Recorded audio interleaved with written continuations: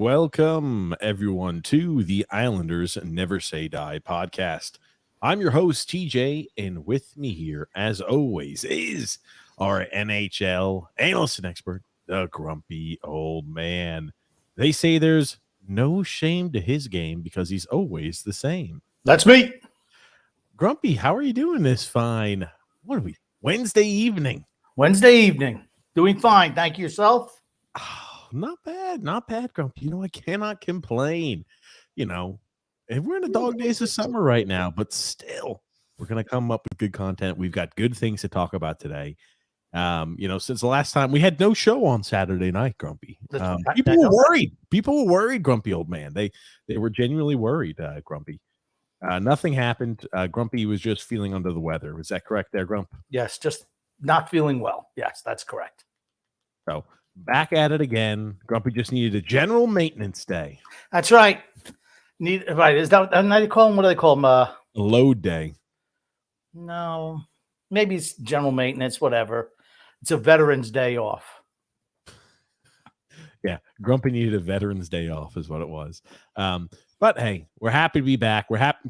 Grumpy, please don't tell me you're watching something on the television. We're just just roll, man. Hopefully we'll have. Hopefully you're feeling a little bit better today, Grumpy. But we do have some items to talk about today. For certain, we do. But before we get the show started, welcome to everybody who is new to the channel. This is a twice a week All Islanders podcast that takes place every single Wednesday and Saturday at 8 p.m. Eastern Standard Time. So if you're new to the channel, we ask you, we encourage you to do a few things for us. We encourage you to subscribe on YouTube. We encourage you to like the video if you enjoy the content, because apparently that helps the algorithm. And I guess you could like the Facebook page we have, or maybe like the Twitter. I don't know. Follow the Twitter, like the Facebook. Who the hell knows? I don't know. Long week already. But if you like the content, the biggest way to make sure you don't miss out on any of the future episodes we put out, again, because it's every single Wednesday and Saturday at 8 p.m. Eastern Standard Time, subscribing on YouTube, liking the video. It helps the algorithm, helps get the good time and the message of the Islanders Never Say Die podcast out to the masses. So thank you, as always, for everybody who tunes in, and welcome to all the new listeners.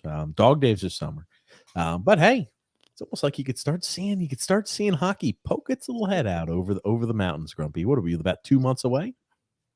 Yeah, no, hockey's not poking its head out over the mountains. No. I'd say maybe no.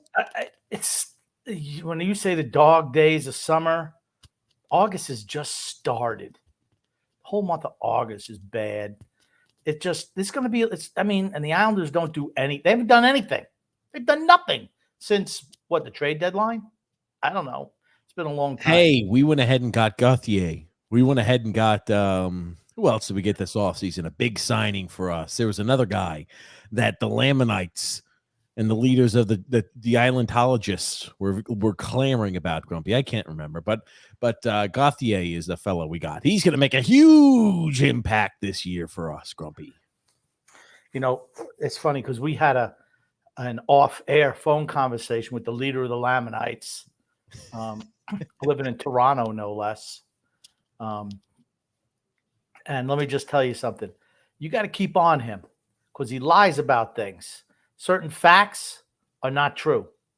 He kind of makes them up, but he delivers it like he's so intelligent, probably because he wears a white button-up shirt with a little, pocket protector in the top pocket, and he talks a little measured and stuff. But he's wrong on just about everything, which is interesting to me. And we call him out on things too. Are you okay? Yeah, I'm doing something here. I thought you actually had someplace you were going with that, but I guess not. Well, I'm just saying because I know we're going to be. We had a conversation with him for how many? Was it like 2 hours? 2.5 hours. Oh my gosh! It's like a podcast all itself. No, it's good. Yeah. I mentioned to TJ, I'm like, TJ, what are we going to talk about today? There's nothing to talk about. And I had to remind Grumpy in his old age. I said, Grumpy, we have not even talked or touched on Erik Karlsson being traded to the Pittsburgh Penguins. That's big news. Metro Division rival, making a big splash this offseason and kind of what the implications are. So, we talked about where our positioning is for this year's upcoming season. Hey, where do we expect to fall somewhere in a playoff picture? Where are we expecting to be? And Pittsburgh was one of those teams that I thought was probably slightly behind us before this move. And now this move, I think, changes a little bit of my opinion there as to where they are, Grump. Yeah, and that's what we talked to the the leader of the Lamanites extensively about this. And like I said, gosh, we already talked about that ad nauseum. And I'm like, oh no, it was just on a private conversation. So I'm glad we get to discuss it today with the people, interested what they think about it. But in regards to the playoff, I thought that Pittsburgh was going to beat us for the playoffs next year. At least that was how I was leaning. Now, guaranteed. There's no way we're beating out Pittsburgh for a playoff spot. Erik Karlsson. And I'm not saying Pittsburgh's going to win anything. I just think they're absolutely going to make playoffs, though. They made a big move. I'll say this about Karlsson, too. I think he doesn't play any defense. We'll break down. We'll break it down. That's what we're talking about. I do want to do a few more general housekeeping items because, again, anytime I let Grumpy start taking, I was trying to do something to get everything prepped there because we got some things I want to introduce on the show for us today. Some new things, some updates, Grumpy. Oh, wow. So we'll make sure to show those here, too. Very appreciative for some updates we've got here. But, Grumpy, I don't think you have your mic plugged in, my friend. So might want to do that. I do have it plugged in. No, you do not. Do you? Oh, you just. Oh, what do you? Hold on. Did you? Hello? Hello? No, I had it. I don't know what you're talking about. Where was your mic? It was clipped to my shirt. No, Okay. it's fine. There's nothing wrong with it. Okay. It's a new thing. Yeah, it's maybe me thing. But we also do have another podcast every Thursday, 9 p.m. Eastern Standard Time, and Sunday, 8 p.m. Eastern Standard Time, called TJ and the Grumpy Old Man. Wow, we're coming up on our 200th episode on TJ and the Grumpy Old Man. It's just myself, Grumpy, and the magnificent Son X. We just talk sports and shoot the shit, having a good time talking anything and everything sports. We talk college athletics, NFL, MLB, NHL. We talk world football. We talk anything and everything sports on that channel. You can give that a check out called TJ and the Grumpy Old Man. It's in the link in the description below, or as a featured page here on our YouTube channel. So you could scroll down on the YouTube channel and you'll see, check out our other podcasts. You'll see TJ and the Grumpy Old Man. Make sure to give that a check out tomorrow, 9 p.m. Eastern Standard Time. Now, Grump. Yes. You think, though, Pittsburgh won the trade without doubt. Tell me a little bit about as to why you think that, Grump. They got rid of a bunch of veterans who were going to put them in cap jail for the next number of years. They got rid of Jeff Petrie, who was miserable for them last year. Jan Ruta, who was not the same player he was in Tampa. Granlund. They offloaded all those salaries. Yes, they brought on salary in the form of Karlsson, but they're only paying 87% of his salary, which is like $10 million a year. But they move out Petrie, Granlund, and Ruta. They actually wound up having a little bit more money. They wound up saving $3 million in cap space this year coming up. And then, they wound up giving up a first and a second round draft pick to get that done. And I just think they're instantly better. Rem Pitlick is a guy who, is he a star? No, but he can certainly play in the bottom six on that team. And I don't know, honestly, I don't know enough about Hamaliuk. I don't know anything about him. And of course, the 2020 he's an ECHL guy. Okay. But yeah, you're just rattling shit off. Okay. Well, I'm just telling you. Casey Smith. Are we not going to break down the trade as to who gave up what instead of just kind of like rambling? That's why I put this up. I just asked you as to why you thought they won. And that's what I was telling you. Usually your answer on Monday was, they got the best player in this trade. They got a guy who just came off of winning the Norris. They got a guy who's a first ballot Hall of Famer. They got a guy who adds significant strength on the back end. Do you remember those talking points? But I thought that's what you're going to hit on. That's fine. If you want to talk about the details of the trade, we'll do that, Grum. I just want to make sure that I understood before we talked about the details why you thought Pittsburgh won.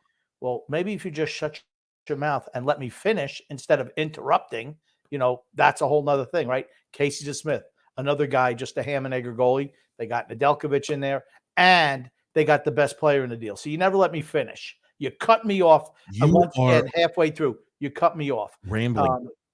No, you have to. Okay, for people who don't have the visual media and they're listening to it via the audio, it has to be clearly laid out as to what happened. It's tough to follow when you just start rattling names off. That's fine. But yes, just to go over the details of the trade. Okay, I'll keep it short and sweet.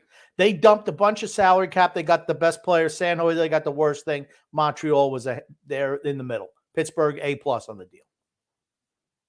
There you go. Is that good enough for you? Yeah, I don't know. Maybe just turn the TV off, bruv. I don't know. Anyway, so like Pittsburgh, right? They bring Karlsson in. San Jose also retained cap. I know you didn't touch on that. 13%. I absolutely did. San Jose retained cap. 13%. You've got $3 million. 13%. You talked about how they had $3 million of additional cap space, Grumpy. You didn't talk how that San Jose retained cap. But yes, Pittsburgh gets Erik Karlsson, cap retained. Best player there in the 13%. Pittsburgh's only paying 87%, which is $10 million a year for the next 4 years. That I did say that. If you were paying attention instead of worrying about other things, you would have actually understood that. Maybe you don't understand numbers. Maybe that's part of your problem. Yes, Grumpy. That's part of my issue. That's correct. But they offloaded Petrie, DeSmith, Ruta. They got rid of those guys.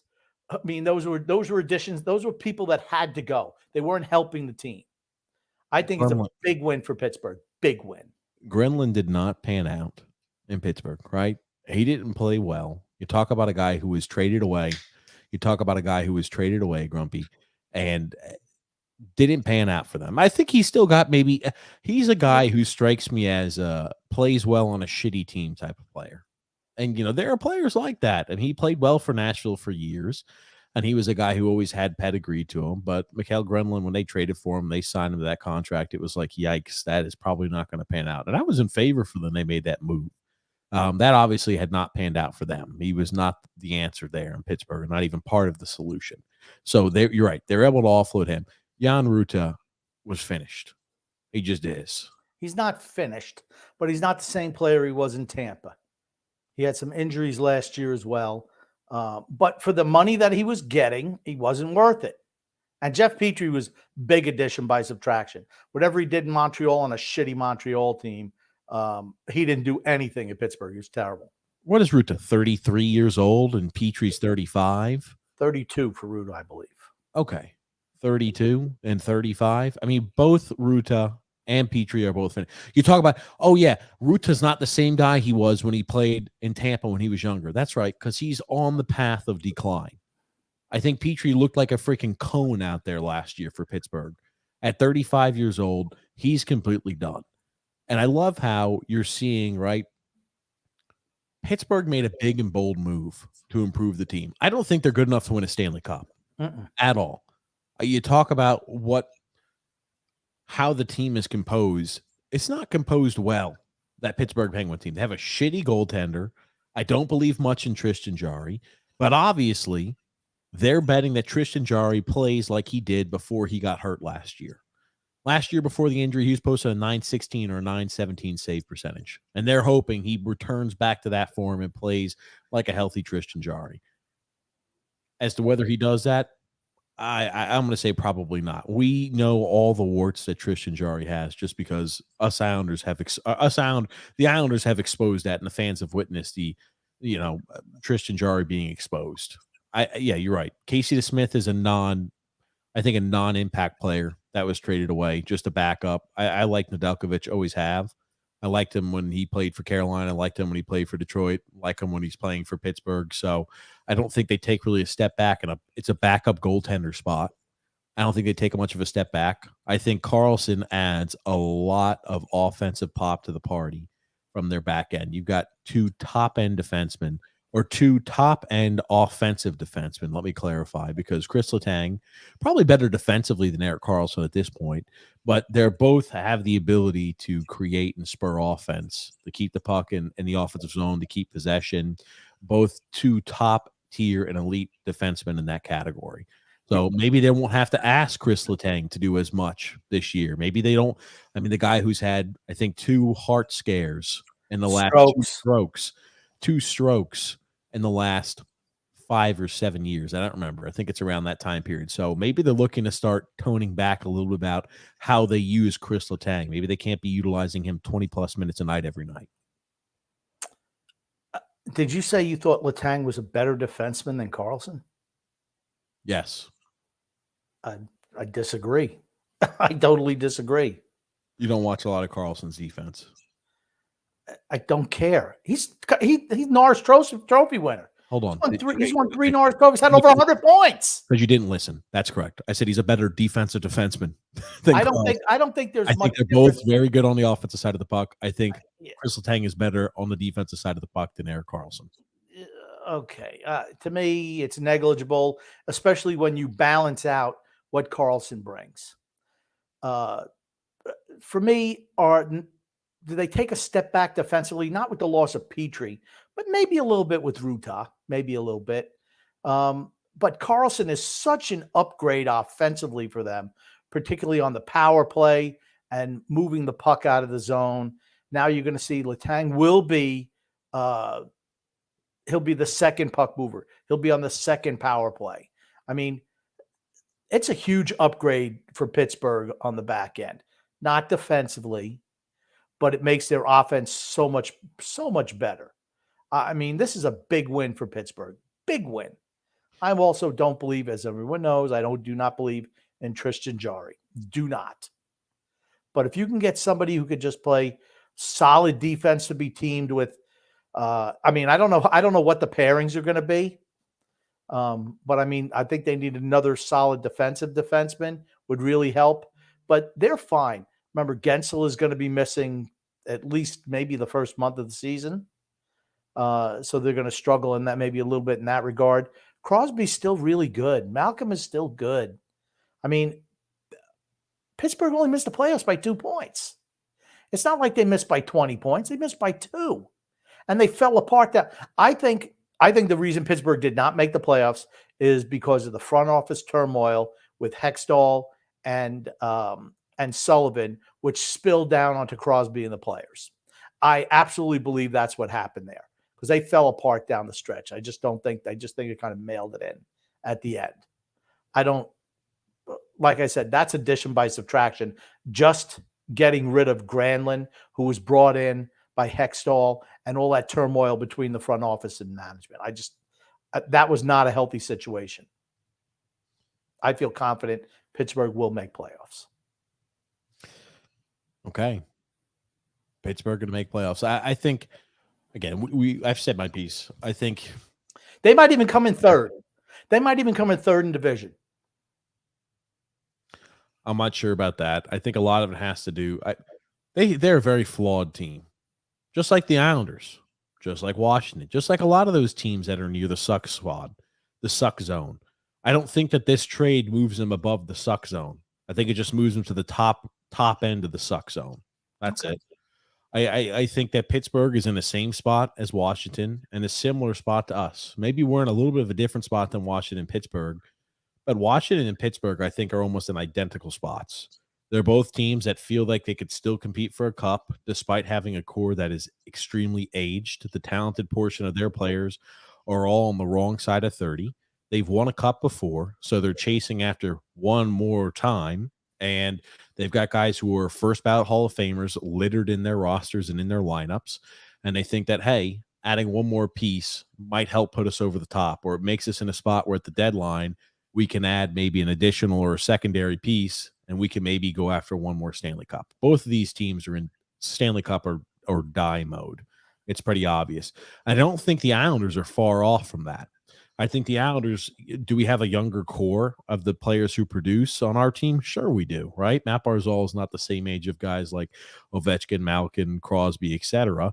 And guys like Horvat, he's, what is he now, 29 years old? I mean, he's in the prime of his career. Guys like Brock Nelson are in their 30s.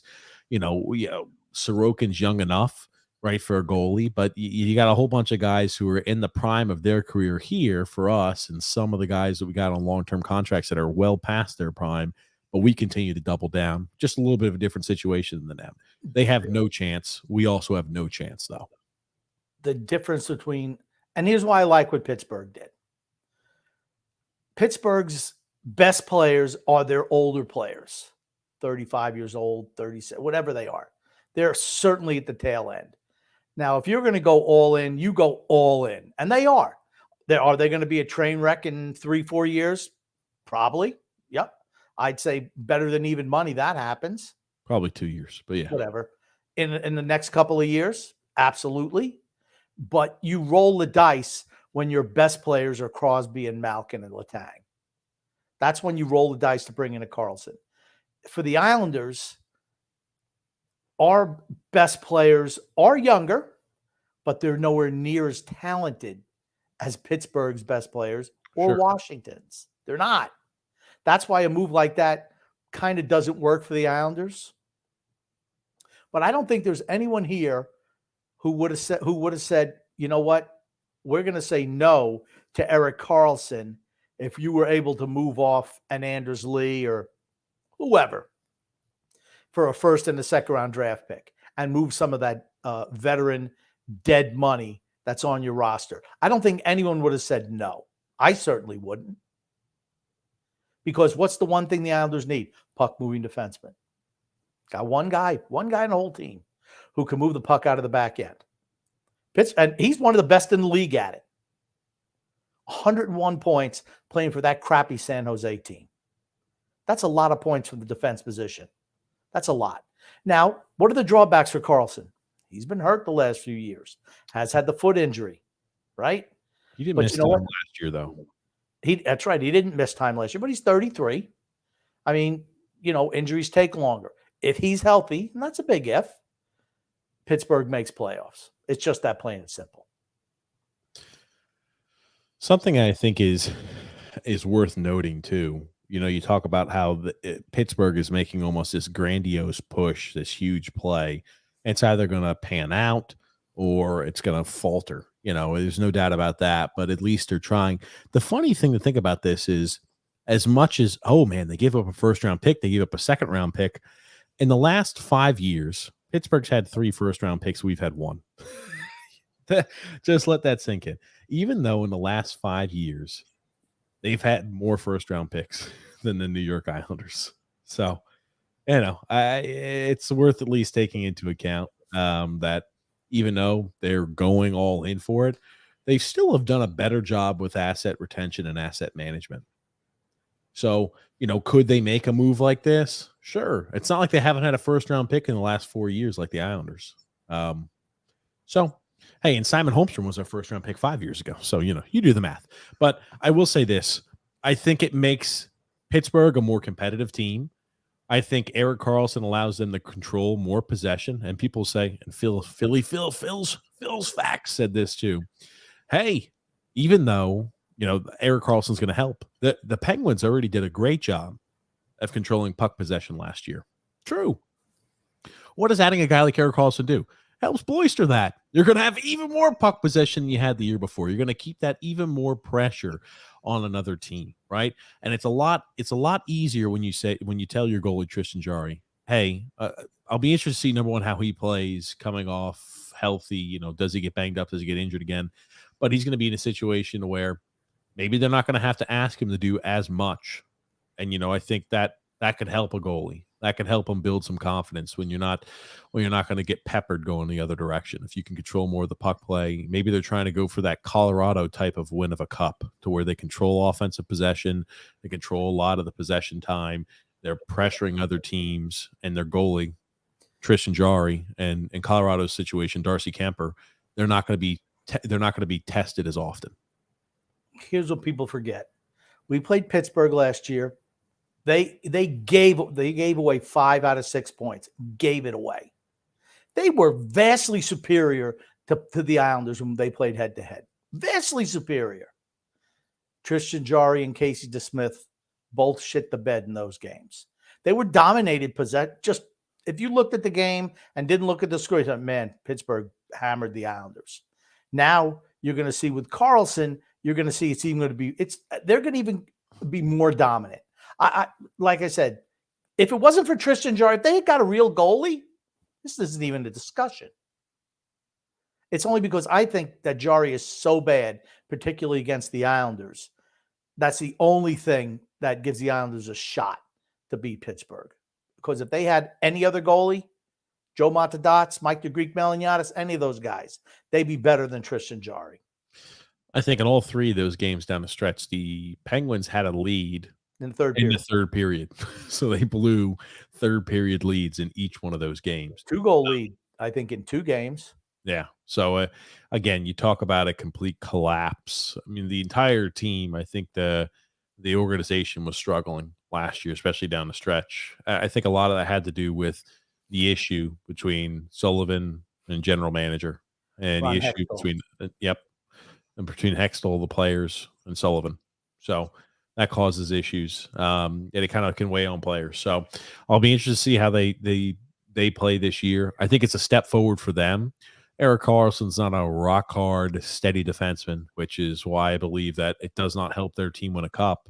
That's not like this guy's a steady Eddie on the back end. You know, he's a guy who's going to concede a whole bunch of chances coming the other way. But this is what they've done essentially is they've added a guy for a 1 or a 2 year time frame where they think that they still have a chance of winning a cup. It's a first ballot Hall of Famer.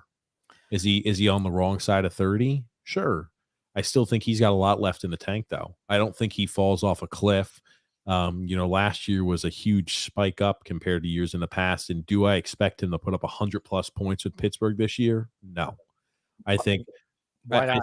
Why not? I think in San Jose, because it was such a shit show, it was just kind of like run with as much freedom as you want and try to do whatever you want out there on the ice to create offense, to create entertainment, I don't think he'll be I think he'll be asked to do something a little different in Pittsburgh. I think he's playing with infinitely better players in Pittsburgh. Sure. That's why I think, would it shock me if he had 100? Nope, not at all. I mean, Crosby. Oh, Crosby wasn't that good last year. He had 93 points last year. That's shitty? I mean, no.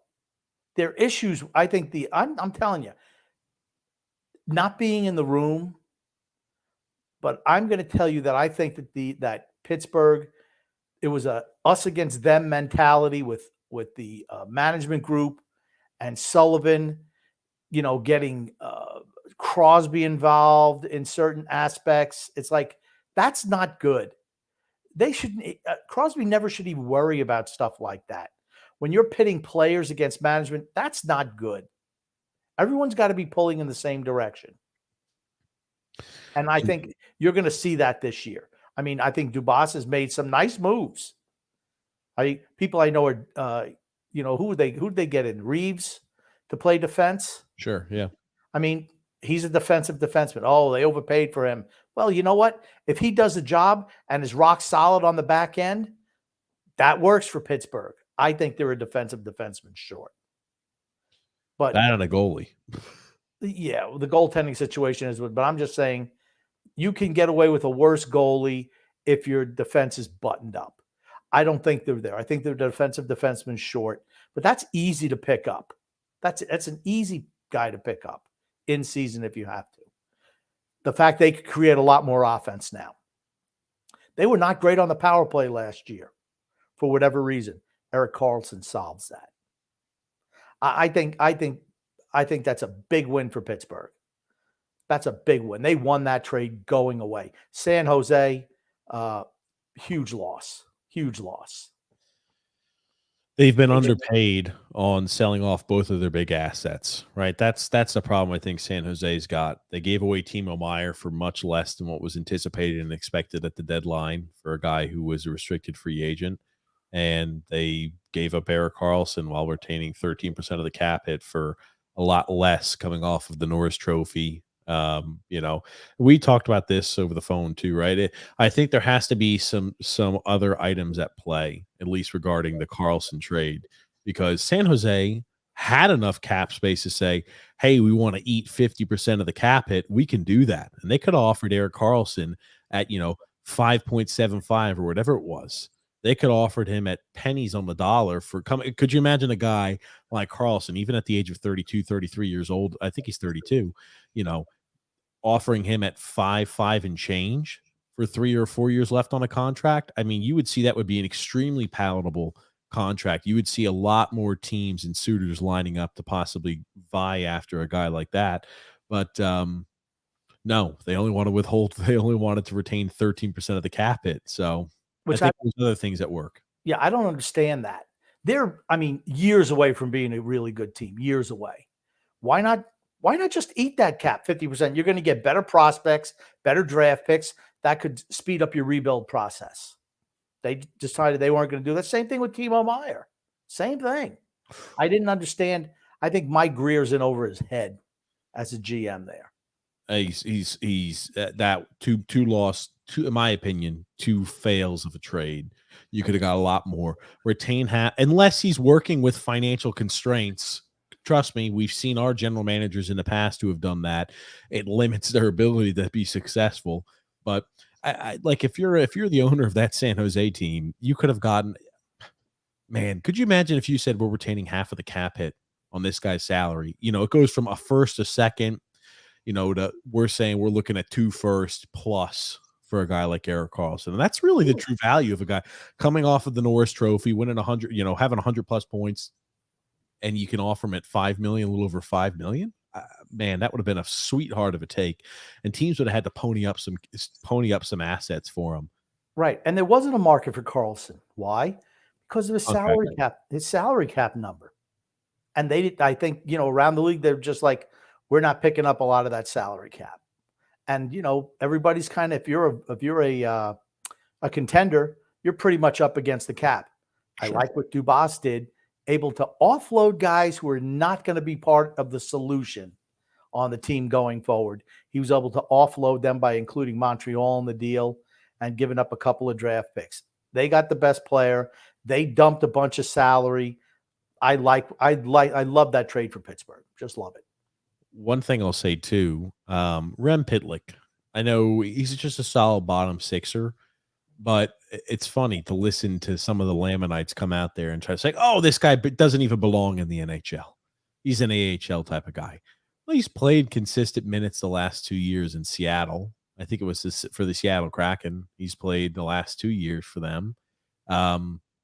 He's a guy where, if he was traded to the Islanders, people would be talking about, oh, he's so fantastic. Think about it. We're talking about Gauthier, who's a bottom sixer in a best case scenario, who I don't think in his entire career has had as many points as Pitlick in the later half of last season.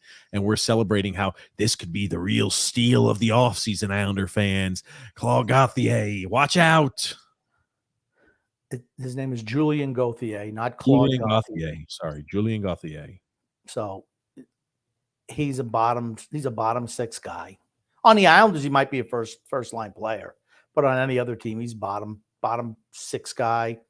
I'm talking about you talk about the Lamanites though, Grumpy. That's what I was saying. The Lamanites. Right. I know. Here's the thing. If we had traded for Erik Karlsson, it'd be the greatest trade of all time. And everyone say we're going to win the Stanley Cup because we got Erik Karlsson, Norris Trophy winner. That's what the Laundry Boys are going to say. He would verbatim say, last year, our 5-on-5 play was fantastic. Our power play was the second worst in the NHL. Getting Erik Karlsson allows us now to finally have a true power play quarterback instead of Noah Dobson. And now we can expect our power play to go from worst in the NHL or second worst in the NHL to top half. And all the additional goals that we're going to line up now because our power play is better is going to allow us to finish second, maybe even first in the division. And it's going to help us win a Stanley Cup because we've got a fantastic goalie like Sorokin to help bail out all those opportunities Erik Karlsson's going to let go in the other way.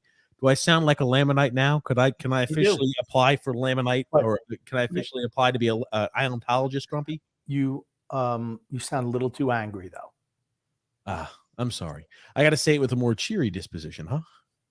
Yes, much more cheery, and just be so positive. See, still a little anger in your voice. It's because that is how they would talk about this if we did get it. You are 100% right. If we got Erik Karlsson, this would be the greatest trade that the oh my God, this is potentially the biggest steal the Islanders have ever gotten. We got rid of a guy like Anders Lee and brought in Erik Karlsson. Wow, this is great. Would you have rather, let's say this offseason played out like this. You brought in Erik Karlsson, but you didn't sign back Mayfield and Engvall. Would you feel better about the Islanders? I would. Yeah. And if you could get rid of, let me ask you this, and if you could go ahead and get rid of Anders Lee and that trade, right? Because Cap had to go the other direction. Yes. Could you imagine the offseason saying, no Mayfield, so we're going to ask Bull But not that much. Not that much, because if you get rid of Engvall's contract and Mayfield, that's like 6.5. You're only looking at 3.5. Varley. That's what I say. Well, here's and Varlamov. Don't sign him back. You could have done, I was about to say, you could have done all three of those things, and maybe you don't even I would have liked to have offloaded Anders Lee, but they didn't have to. The thing about, I mean, he was relatively cheap, Erik Karlsson. Yeah. Man, the Lamanites would be excited if we were to get him. I'm telling you, I would have been excited. I would have legitimately said, okay, I think this team's going to make the postseason. I think we move from 4th in the division probably to 3rd or maybe 2nd. See, Erik Karlsson helps a lot. Yeah, I know you have the same problem that a lot of people do, that he doesn't play a whole lot of defense. No defense. And you've always, because I said I'd love to have Karlsson on his team. Remember, for a couple of years, I'm like, yeah, I'd like Karlsson on this team. He gives us something we don't have. That's what he does. He gives you a dynamic that the team doesn't have. Yeah, he's not great defensively, but you know what? He's so good offensively. Paul Coffey wasn't great defensively either. He's a freaking Hall of Famer. And people don't, here's the thing. I remember him watching him going, man, he doesn't play a lick of defense. But you know what he did? He put up a shitload of points and he set guys up. Curry, Gretzky, Anderson, all those guys, Messier, because he was so good on the offensive end. That's what Karlsson is. I would have loved to have Karlsson on this team. At the expense of the guys we just, the guys that we re-signed. Pierre Engvall, Scott Mayfield. I mean, he's a light years better than Scott Mayfield. Pierre Engvall's just a ham and egger. Varlamov, he's a freaking backup. A backup. $2.75 million for a freaking backup goalie. A 35-year-old freaking backup. That's What are you, Grumpy? Backup. A guy who doesn't play. A guy who sits, and you know what he does? He wears a baseball cap. And he pats Sorokin. Hey, nice save. That's what he does. Hands guys water bottles, opens up the door to let guys on. $2.75 million. I could do that. And I will say, I said Pitlick played for Seattle Kraken. I apologize. He played for the Montreal Canadiens. So, but Pitlick was a guy who's, I mean, he's just a bottom sixer. But I mean, like you talk about too, people said, oh man, this is not a good trade by Pittsburgh. They got older. And I'm like, that's how you know they're just, people are not paying attention. They actually got younger with this trade. Pitlick is a guy who's in his mid-20s. Karlsson's, what is he, 32 years old? 33. 30. Is he 33? 33. Okay, 33 years old. Pitlick is 26. Ruto, was he 32 or 33? 32. Grenland is 30s, right? I think he's 30, 31, something like that. And then you've got here, and you had the last component of the trade, Petrie, who's 35. Yeah, they got younger. Got rid of 3 guys who were in their early to mid 30s, and they replaced him with a guy who's a first ballot Hall of Famer who's at the age of 33, and a 26-year-old that can play a little bit more of an energy role in a bottom 6 guy. Okay. That's getting actually younger, not older. So Pittsburgh got younger, saved money, and got the best player. That sounds like the loss, Grumpy. That's a win. Good job by Dubas. Good job. Now, some of the things Dubas did, he let Tucker go. He brings in Riley Smith. I think that's pretty much a wash. I did not agree on bringing Jari back. But you know what? He determined, okay, maybe they should have went after Hellebuck, whatever. But Karlsson is such a huge upgrade in the Metro Division. He makes them a lot. They only missed the playoffs by 2 points. It's not like they were 20 points out. They were 2 points out. Yeah. I mean, let's say Letang goes down again. Remember last year he had the stroke. I mean, they let Marino go at the end of last year. That was another blunder by Hextall. Hextall was a shitty general manager. He really is. Awful. There's a reason why he lost his job. There's a reason. And there's a reason he'll be looking for jobs for a while. He won't be immediately snatched up. But, I mean, Marino was solid for Pittsburgh for years, and he goes to Jersey and plays that same style. That's the type of guy they need. It was so, and bringing in Petrie, Ruta, okay, they overpaid for Ruta because he's coming from Tampa, and they wanted to get that rub from the championships. Okay. He was banged up last year. He's a little bit older. If there was a way you could have kept Ruta, great. I think he's still serviceable. But when you're taking a big swing, some guys have to be sacrificed. They didn't sacrifice a core piece at all, to get a guy who's a 3-time Norris Trophy winner. And by the way, won last year's Norris Trophy. It's not like it was 5 years ago he won a Norris. He won that last year. Yeah. 3 months ago, he was the best defenseman. whatever we call it. Best offensive defenseman in the NHL. Right. Is what we should call it. He was the best offensive defenseman. But it wasn't close. No. He was really good last year. And he had a shitty supporting cast. I mean, here's the thing. We always say this. Shitty teams need players that score. To be honest, to be fair, they do need players to score. And was that the situation with Erik Karlsson last year? Maybe a little bit. I'm not willing to rule out that maybe he benefited from having no competent teammates around him or limited competent teammates around him. I'll play that into effect. I will say this. I think that he has fantastic teammates. This is probably, at least regarding the forward group, maybe the best forward group he's played with in years. Yep. Right? I mean, San Jose's been on the bad side for years. When we started our podcast, we had talked about San Jose falling off of planet Earth. I remember we talked with a few guys who had a San Jose podcast years ago at an Islander game who just happened to be there. And I remember talking about, I'm like, oh, man, the fall from grace is going to be hard and fast for you guys. And he's like, oh, I just don't know what happened. We made the playoffs, and one year we didn't. And it's just like, oh, man, we got to go ahead. We're hoping we're going to get things back in order. We're hoping we're going to go ahead. And, of course, it never works. The reason was because they signed veteran players in their 30s to long-term extensions. That's the reason.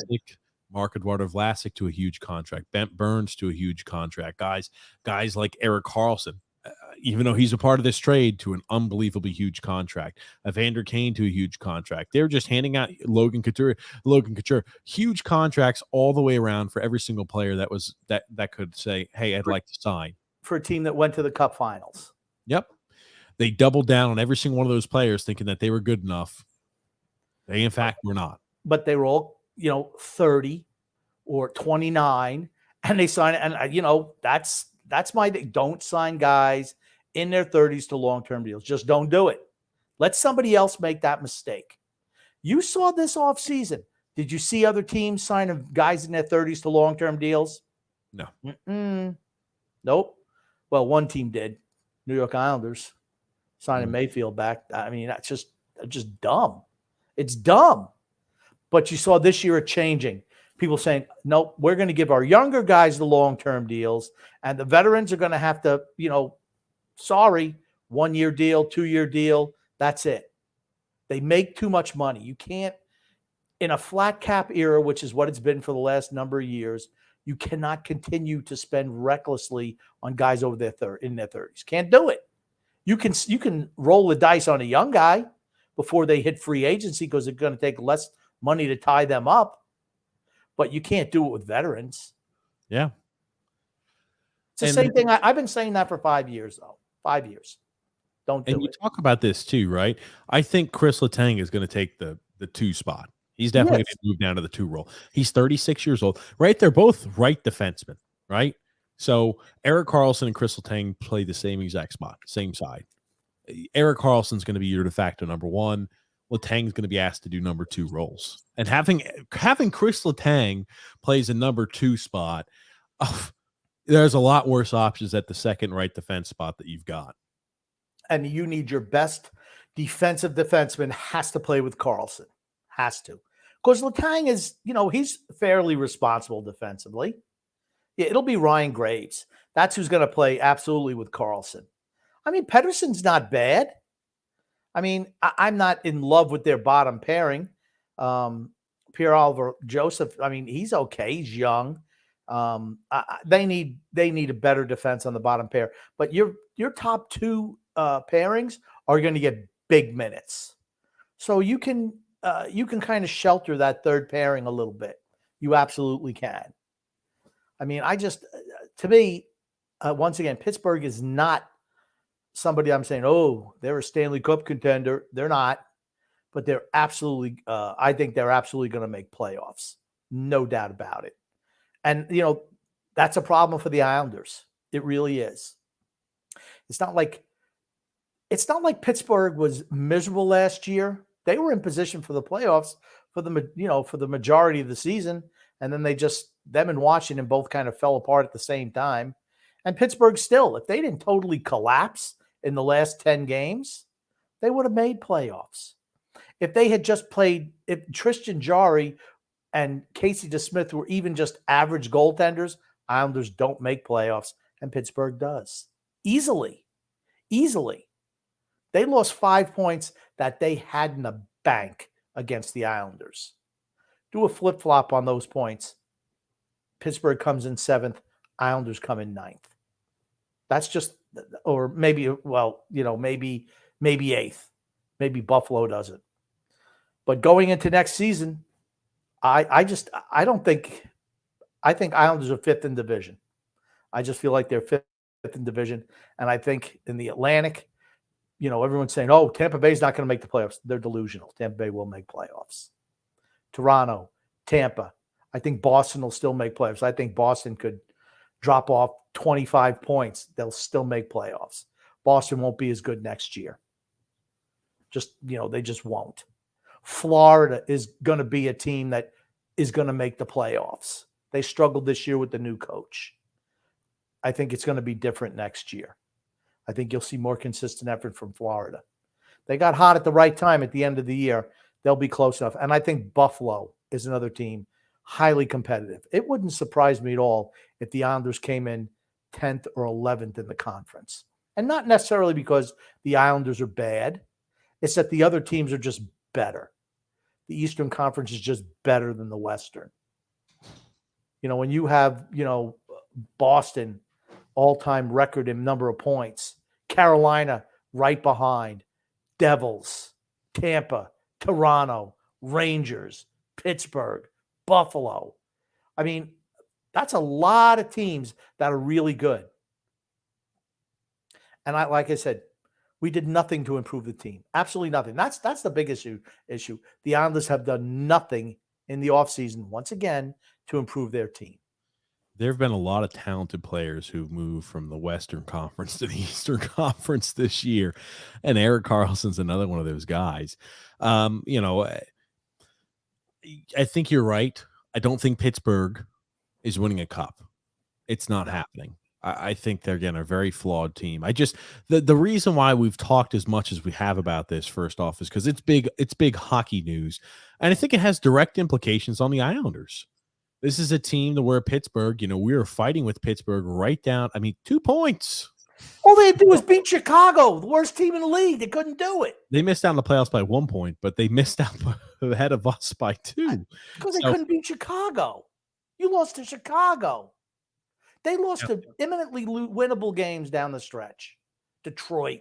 I thought it was the Blue Jackets too. Was it Chicago and Detroit? I don't remember. I think it was Chicago and no, it had to be the Blue Jackets because the Red Wings lost the last 5 games of the year. Here's the thing: Blue Jackets aren't doing anything. Neither is the Flyers. Capitals, maybe they bounce back. Would it surprise you if the Capitals bounce back to contend for a playoff spot? I think they're going to try to contend for a play. I think they're close. Here's the thing. I think they're competitive enough to where come this year at the trade deadline, they're still going to be in the picture, if not in a playoff spot. I don't think the Capitals are just going to fall off of planet Earth and disappear. And that's another thing I wanted to mention. A lot of people are saying that, but like you talk about all of these beat writers, all of these, analytics guys, Tampa's not making the postseason this year. Yeah, Tampa, we think Tampa might find a way to miss out on it. If Tampa, with their roster, with their star-studded ability and, very, very talented players, does not have a chance to make the postseason, the Islanders are not in good shape then. If Tampa's not making the postseason, other teams that were young, that needed to take a big step, have really taken a big step forward, and I think it bodes poorly for the Islanders. If Tampa doesn't make the playoffs, we're not making the postseason either. Tampa will make postseason. I find it laughable. Tampa's not going to make it. I'm like, explain to me why. You need to explain to me why you don't think. And no one can give me an answer yet. No one. So as far as I'm concerned, Tampa will make playoffs. You look at Toronto will make playoffs. Yes. Boston, they could fall off 30 points. They're still making playoffs. I think Boston, right? If you're looking at the teams, I feel very confidently Toronto makes the playoffs. I feel very confident the Lightning makes the playoffs. It's okay. There are a lot of freaking tough teams in the Eastern Conference. It's that simple. And it's like everybody said, "Oh man, this is." I've heard every line of thinking before in the book this offseason. Oh, there's no really elite team. That's why the Islanders have a chance to be really sneaky and to be fantastic. There are a lot of really damn good teams, borderline great teams. Or is there an elite team? I Okay. don't know, They but there's a say lot of really great teams. now, I don't think Boston will be as good as they were last year, but when they No. said, well, there's no elite teams, Boston set the all-time record for points. It doesn't get more elite than that. Yes. So, like I said, I could see them losing 15 more games. They're still going to make playoffs. They'll still make playoffs. Sure. I think Toronto makes playoffs. I think the Lightning makes the Absolutely. playoffs. Those Florida. are 3 teams that are I don't know about Florida. Florida will make playoffs. I don't think Bobrovsky plays well. I think it's gonna have to be on the back of Spencer's or is it Spencer Knight if they do. I don't see why you don't think Bobrovsky can. I think he got hot, and I think it's just that simple. I don't think he has the same talent that he's had in the past. I just think he got hot. I think Buffalo is a team that's going to be fighting, right? We talk about how close it was. It is going to be a very contested race. It's not going to be like 2 years ago.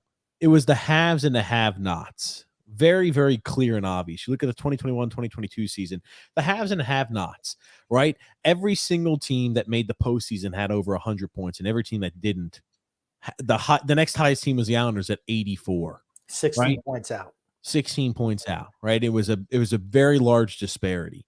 And that's and the only reason it was even that close is Washington, I think, lost a bunch of games at the end of the year. And last year, we saw a whole bunch of teams kind of start to clump in the same area. Teams miss out by a point, maybe 2. I think this upcoming year, we're going to see a lot of teams that are very close. And I think there's a lot of teams that are very talented. Can the Islanders make the postseason? I believe they could. They Okay. just have to have a lot of things go their way. You think about a it. lot of things go their way. Washington missed the playoffs by 12 points last year. They absolutely at the trade deadline just said, I mean, their GM came out and said it. Nope, look into the future. That's what we're doing. They went 2-6-2 in the last 10 games. Right? Think about that. Could they contend? In. Think about the injuries that Washington had last year, all year. Karlsson, Oshie, Ovechkin missed 10 games. Wilson, Backstrom. I don't know if Backstrom will ever come back 100%. Tough injury and older age, those hip injuries or death. But let's say they come back to be 90% of what they were. That's a team that can contend for a playoff spot. Will they? I don't know, but they could. If you look at talent-wise, throwing out the injuries, do you think the Islanders are as talented as Washington is? I don't. And we don't even have the edge in coaching now. They got the guy from Toronto, I don't think much of, but Lane Lambert, I don't think he's not Barry Trotz. I'm not sure. The Capitals, I feel like with this trade, the Capitals have a much smaller chance of making any sort of shot at the postseason. Just being quite frank and honest, right? I think that Pittsburgh with this move is a bold one, but they said, yes, we're going to make every single effort. We're going to leave no stone unturned trying to make the postseason. And do not be shocked if that's a team. You have a lot of teams that are in the desperate win now mode. The Penguins have entered that mode, in my opinion, with this trade. I think that at the deadline, they're going to be adding pieces, whether they're out of the postseason picture by a few games. In the postseason, they are adding. They're not in a sell mode. They will be adding this year at the deadline. That's simple. Pittsburgh. I just think the Rangers are tough. The Devils are going to be tough still. The Hurricanes. I expect the Devils to take a little bit of a step back in the regular season, but I still think they're playoff bound. Can you scroll up to the Atlantic Division? It's always the same. Look at the goal differential. That's your biggest. I always say it. You want to know who's going to make playoffs? Look at goal differential. Boston. Look at that. That's ridiculous. 128. That's not elite, Grumpy. That's just kind of average. 57. 29 for Tampa Bay. Tampa Bay was just coasting at the end of the year. They knew they were locked in at the 3 spot. So they just sat everybody at the end getting ready for the playoffs. Didn't work out for them. Tampa Bay, they wound up losing to Toronto for the first time ever. But then you see, look at the Panthers, right? Plus 17 goal differential. And are they great defensively? No, I don't think they are. But you know what? They've made some improvements in the offseason. I think absolutely people forget Florida's President's Trophy winner 2 years ago. It's not like, they just suck now. I think the team took a while to who's the coach? Is that Holmgren? No, who the hell's the coach? Paul Maurice, right? Paul Maurice is the coach of the Florida Panthers. And I think he's a bad coach, personally. Right. But here's the thing. I think now this success that they had, there's still a team where everyone's in their prime. And I think it took a while for them to buy into Matt Tkachuk because he was a culture changer for Florida. And what I said they won that trade. You remember that when it happened? Oh no, Huberdeau, Mackenzie Weegar. I'm like, no. Tkachuk, best player, and they needed a culture shock down in Florida. Absolutely did. And it kicked in for them at the end. You look at the goal differential too, just to go ahead and cement again that point. It's all ridiculous. 4 teams in the Metro Division who had a plus goal differential made the postseason. Yeah. All 4 teams that did not make the postseason. Yeah. That's a very rare do you make the playoffs with a negative goal differential. Yep. Team, I mean, that's why your record is as good as it is. You score more goals than the other team does. But you look at the best teams in the league, they have really good goal differential. Yeah. And here's the thing. It doesn't matter. Pittsburgh ain't beating Carolina either. Yeah, I don't think there's certain teams that have very limited chance to no chance of winning a cup. I think Pittsburgh falls in that pool. The Washington Capitals fall in that pool. Unfortunately, we fall in that pool. So it's the Rangers are in that pool too. You think the Rangers, if they added pieces to the deadline, have no chance of winning a Stanley Cup? No shot. No shot. You don't think if they had a true steady defenseman, they have a chance? Last year, I think they missed. Last year, I thought the trade deadline was completely squandered in a waste by Drury. I thought that was one of the worst for what they needed. I thought that was such a dumb acquisition of Tarasenko. And I thought the Patrick Kane one wasn't bad, but I'm like, Tarasenko, I'm like, why do you need this piece and not shoring up your defense? They've got the goalie, right? Let's compare. Pittsburgh, right? If the Rangers have no chance, the Islanders have no chance. Because goaltender, I'd say, is very equal. I'd say goaltending, Sorokin and Shesterkin are neck and neck. I don't put one over the other. I think they're both fantastic goaltenders, fantastic netminders.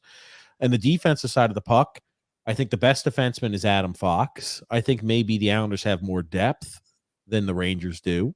But the Rangers could have addressed that at the deadline. They did not. And in the forward group, I think the Rangers are the clear victor in the forward group over the Islanders. What's Peter Laviolette going to bring to the Rangers, though? Sure. Defensive stability. Yep. They'll be better defensively. Matter of fact, I'm gonna throw that out. I still don't think they're going to win. They have holes. Yeah. They don't have like holes like the Islanders do. They can put the puck in the net. I think the biggest issue is defensive defensemen. Can you bring that back up? I'm just wondering what the goal differential, what the goals given up were for all the teams. Okay. I mean, I don't know how close. I don't want to hang up too much on this because I want to get to the ad and I want to read some comments, but I'll bring it up. Give me a second here. Yeah, just bring that up because I'm interested to see what the Rangers' goals against were last year. Rangers goals against were 207. Better than ours. That was better than the Islanders by a good margin, by 30 goals. No, this is 2 years ago. I'm sorry. Okay. Goals against was 219. Ours was 222. So still better than the Islanders. Yes. But they outscored. Shesterkin, right? Remember, Shesterkin didn't have a good year last year. Oh man, Shesterkin not playing that great. Still had less goals conceded than the Islanders last year. And the Islanders didn't concede a lot of goals. I'm just saying, right? I think the Rangers, when it comes to postseason time, you need more defensive-minded guys who have a different type of style. They play playoff style hockey. I think we play better playoff style hockey than the Rangers do, though. They're missing a Matt Tkachuk type. The Rangers. Okay, sure. And so are we, honestly. We don't have anybody like that. We've got Anders Lee, Grumpy, the captain. Maybe Bo Horvat is the closest thing to a blood and guts type player who can actually still produce. Unfortunately, he's just not that guy. Well, okay. Okay. We do have ads today to read, Grumpy, from Raycon and DraftKings. Raycon. Our first ad today is from DraftKings. New customers, you could download the DraftKings Sportsbook app and use the promo code THPN. Bet just $5 and score 100. Shit. And score 100. Bet $5, score $150 in bonus bets instantly. That's again with promo code THPN only at DraftKings Sportsbook. If you have a gambling problem, call 1-800-GAMBLER. In Massachusetts, call 800-327-5050 or visit gamblinghelplinema.org. And New York, call 877-8-HOPE-NY or text HOPE-NY. And Kansas, call 1-800-522-4700 on behalf of Boot Hill Casino and Resort. In West Virginia, if you have a gambling problem, call 1-800-GAMBLER or visit www.1800gambler.net. All games regulated by the West Virginia Lottery. Please play responsibly in partnership with the Hollywood Casino at Charlestown Races. In Connecticut, help is available for a gambling problem if you call 888-789-7777 or visit ccpg.org. You must be 21 years or old in eligible states, but age vary by jurisdiction. See DraftKings.com/sportsbook for details and state-specific responsible gambling resources. Bonus bets expire 7 days after issuance. One bonus bet eligible per game. Opt-in is required, a maximum of $50 bet. 10 plus legs are required there for 100% boost. Eligibility, wagering, and deposit restrictions apply. Terms at sportsbook.draftkings.com/baseball terms. I just wonder what the people are thinking. We're going to get to the comments. We do have one more ad to read, though, Grumpy. Oh, I'm sorry. By Raycon, remember. Raycon. You remember you said Raycon. We got an ad to read from Raycon. Oh, shit. Okay, gotcha. Again, they're giving me these weird fucking notes. I apologize, guys. Even if you're not going on vacation, summer's all about a vacation state of mind. Whether I want to listen to, a podcast at the gym, some pump up music as you're working out on repeat, or if I just need to retreat inside my own head for a bit, I love creating my summer soundtrack by popping on my Raycon wireless headphones. There's so much going on all summer. And sometimes, you just need some upbeat music to pump you up before you see people, or to stay calm when you get some guided meditation. Whether you're at the gym, you need to get yourself pumped up too, Grumpy, or walk in the neighborhood, the king as yourself, Grumpy. You need to get some pump up too. Let me tell you right now, Raycons are the best way to listen. Use the earbud tap functionality and toggle between 3 customizable sound profiles, noise isolation, and awareness mode. Raycons have 32 hours of battery life, including 8 hours of playtime. So you can listen to what you want, when you want, for a really long time. They come with custom gel tips for the most comfortable in-ear fit. And they start at half the price of other premium audio brands, but they sound just as good. And Raycons come with a 30-day happiness guarantee, so you really can't lose. Create your own soundtrack with Raycon. Right now, right now, the hockey podcast listeners and the Islanders Never Say Die podcast listeners can get 15% off of the Raycon order if they go to buyraycon.com/THPN. Again, that's buyraycon.com/THPN to save 15% on Raycons.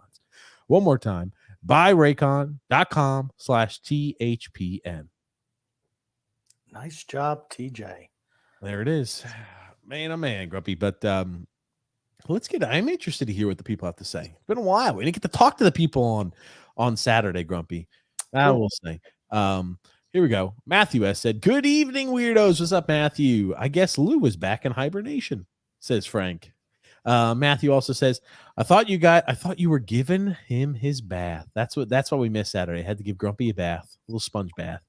I think he was talking about Lou Lamoriello. Oh, shit. Well, there it is. You got to understand, a lot of these comments, the people are talking to one another. Scott L. said, Grumpy, you'll be really sick watching the Islanders this year. I agree. It was a mental health day, says Anthony Rizzi. Load management. That might be it. Yep. Anthony Rizzi says 5 stars, Grumpy. they've got a poll in Al's Misery Rated R about who was the Islanders' best forward will be in the 2023-2024 season that went up this afternoon. So far, Brock is destroying the doormat and ballerina. I think it's going to be the exact opposite order. It's going to be Barzal, Horvat, and then Brock Nelson. I think Barzal's going to have a big year. Okay. Here it is. Now, Greg, Grumpy, it's worth saying. I'll let you read this comment, Grumpy. Read this real quick. The rumor circulation that the Islanders Never Say Die logo has been tidied up a bit. Is this true or just one enormous lie? Now, Mary, Greg's lovely wife, look at this, Grumpy. Mary, so much better. She fixed the logo, and I'm like, I sent it to Greg, and now here's the thing. Greg was like, on the show, he's like, hey, we can get that fixed up for you. I'm like, I'm kind of doubting that. I don't know. I mean, it's pretty tough. I feel like it's tough. She, boom, the matter of minutes, Grumpy, had this all tidied up. I'm like, holy shit, she got it fixed, Grumpy. She got it fixed. Okay. I have been saying it's just typical. I'm the stupidest man who ever lived in my house. If you don't believe me, ask the two morons who are my children. And I've said to TJ for years, I said, that tape is wrong. We need to, he's the tyrant. He's like, well, that's just the way it is. And then somebody else made a suggestion, takes 2 seconds. All of a sudden now it's a big deal. They're able to fix it. They're able to fix it. Grumpy, I was not. That's right. When you're asking me, okay, Grumpy. Thank you, Mary. Because without you, we'd be having the orange tape forever. And that loser TJ would just say, nothing could be done. Nothing I could do can be done about that. That is correct. The earth is flat. I'm TJ. The earth is flat. Mary, much more talented than I. Everyone's on this. more talented than you. There it is. That's why we have to outsource this other places, Grumpy. And Mary was able to fix it. That looks like a logo for a t-shirt. Does it really, Grumpy? You think that looks like a logo for a t-shirt? I've only been saying that for 3 years. Let us know in the comments below if you want an Islanders Never Say Die podcast t-shirt. Absolutely. I want one. I want more than one. That's a great freaking that's a great t-shirt. Yeah. Nice bang right on. I mean, come on. Yeah, maybe we'll get maybe. I've been saying that for 3 years. And you just, once again, the tyrannical bastard that you are, just no. Matthew S. said, I think Pitt got worse. Pittsburgh Penguins got worse with this trade, honestly. I disagree. They dumped salary. They got the best. They got someone who's a real player, a Hall of Famer. Yep. And they dumped junk and the salary. They were like a bunch of money over the salary cap before that deal. I remember people were saying the Lamanites, oh, how is Kyle Dubas going to make this happen? They don't have enough cap space. This is impossible. They're not going to make that happen. And then you find out that, oh, wait a second. When you have a creative general manager who has an idea and vision, it's crazy. It's almost like that they can go ahead and maneuver around cap space and that nobody is impossible to move. Well, that is, of course, again, if you're not giving out full no move clauses or no trade clauses to every single individual that signs an extension. Ridiculous. Dale S. said, Grumpy, what's your connection with Auburn? None at all. Actually, one of Son X's friends is Auburn. He's a big Auburn fan. But when I wear the Auburn shirts, it's courtesy of Johnny Mack, who watches this podcast. And he graciously sent me some T-shirts and always appreciate it. I'll wear anybody's free stuff. Anybody's. Nick D said, TJ Grumpy, how are you guys doing tonight? How was your past weekend, TJ? It was nice. It was relaxing. I felt good. I didn't have to go to work on Saturday evening. It was great. I didn't have to go work the podcast. So it was a good evening for me. D-Cut says here, a nice move for Pittsburgh to get into the playoffs, but their Stanley Cup odds didn't increase by even 1%. Exactly. I 100% agree. Yep. This has no chance of winning a cup, but this definitely helps them make the postseason. Is this a move that's going to make them better 5 years from now? Nope. But I mean, you're not moving unless you're moving Crosby, Malkin, and Letang. You want to give them as many kicks at the can, I guess, as you possibly can. They're not winning a cup. Tony Cheese, Grumpy.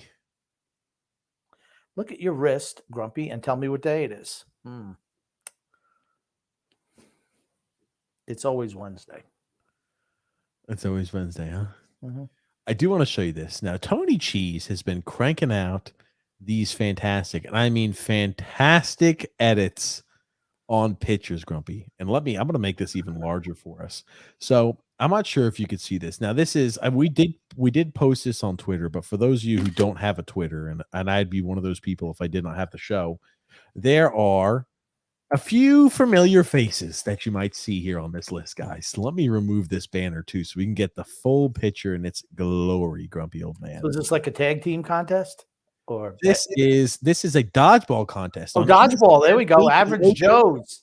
Average Joes against the Lamanites, Grumpy. The Islanders Never Say Die podcast starting lineup against the Lamanites. We've got here TJ. We've got Grumpy. We've got the MILF. Grumpy, you know who this is right here? The MILF. Who's that? That's Zach Wilson's mom. There it is. Son X with his fucking hat on. Drew sucks. Oh, God. And defensive back Cooper.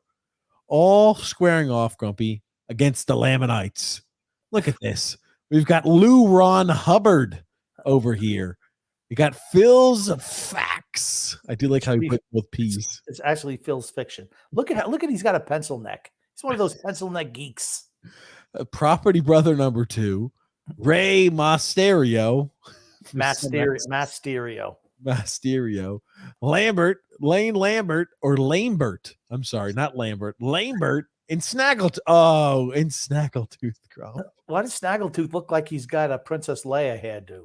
What is that on top? It's because that's Franz Davidovitsky. Yes. So Tony created that, and Tony did create one more that I think is absolute gold. Or we got actually, there's 2 more, Grady Grumpy, and this is all based off of the fantastic discovery you had, Grumpy, on our show. So a lot of investigative journalism went into those findings. Absolutely. And now Tony Cheese, look at this, Grumpy. It says, we do whatever it takes to bring Islandetics and Islandology to the world. Ugh, that looks like below average Anders. It is. Now, do you know who this is, Grumpy? Oh, that's the king of the Lamanites. That's Lou Ron Hubbard. Lou Ron Hubbard. And do you see who this is right back here in another backdrop? I cannot see. It's Rick DiPietro. Oh, shit. Ricky D says our duty is to create a bland team. Join the Islanders, the franchise of mediocrity. Contact Islanders.org recruiters at IslandersFinish500 at ilesorg.gov or 1-800-LOU-6969. If it doesn't work, try again and again. Lou Ron Hubbard. I like the briefcase that averages below averages hold there. No trade clause contracts. He's got the no trade clauses there, Grumpy. Oh man, that was a good one too. But there was one more. I tell you, all of the memes that went wild with this are always great. And I just could not, I was laughing my ass off, Grumpy, the entire weekend, just looking at all these memes that were coming out that Tony Cheese was making there for us. Now this is one that we'll have to zoom in quite a bit more for. Did we show this on the show? I don't know. Maybe not. I think I don't know if we showed it on the show, but you definitely showed it to me. Okay, let's pull this up here. Okay, perfect. Okay, let's zoom in here so we can see. Others have since the first season of Islandology been the only individuals on this planet in this universe capable of freeing man. Lou Ron Hubbard. Run it back. It's got the run it back on there. Do you like how it's got Tony the Werewolf? It's got Easter Egg Island there, Grumpy. It's got Phil's Fiction and DB Cooper. Now, what I was shocked the most about this is DB Cooper and Phil's Fiction look quite similar. They do. They do. Shockingly enough. Put some earphones on DB Cooper, and I think they're the same. Defensive back Cooper, you mean?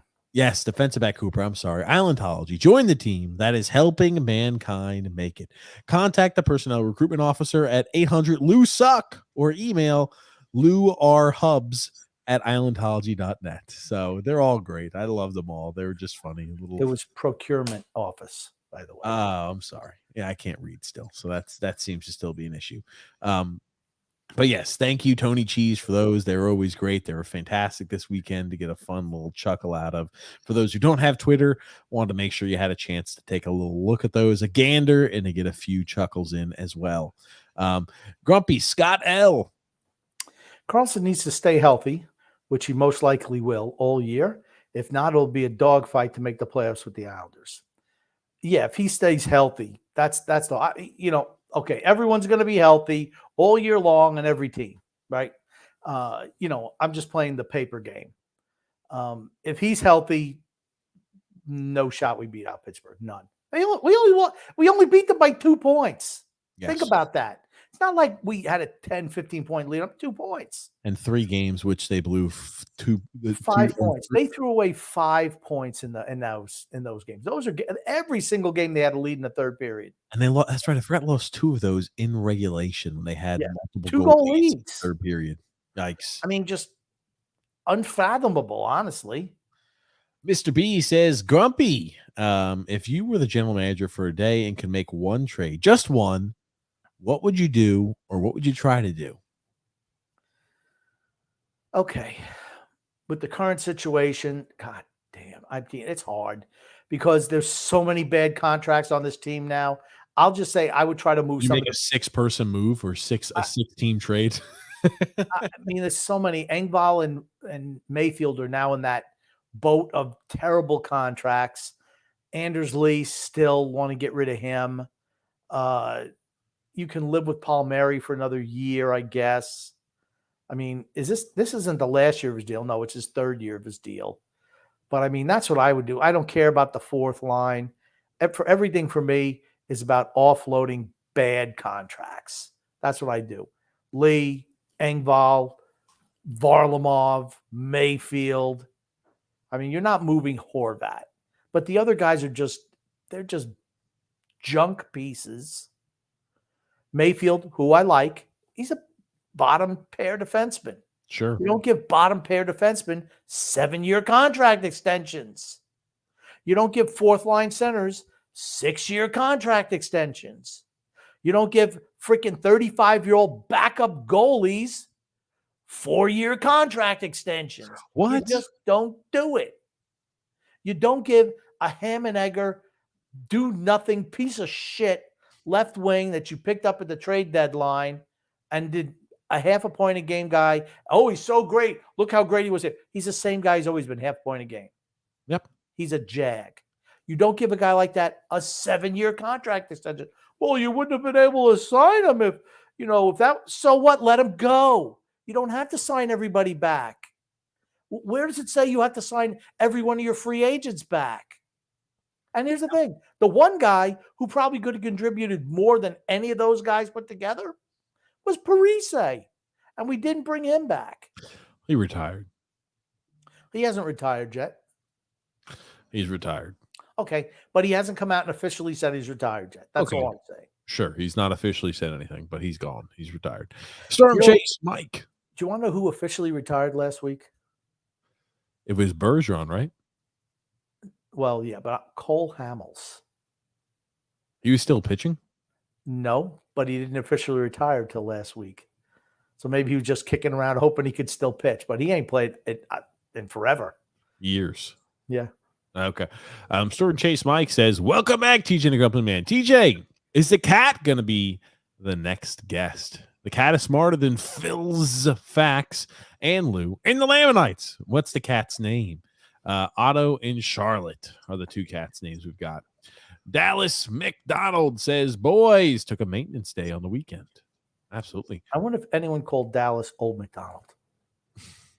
Lou R says, oh my gosh, this is Lou Ron Hubbard. No, but Lou Rivera says here, how about hiring a skating coach?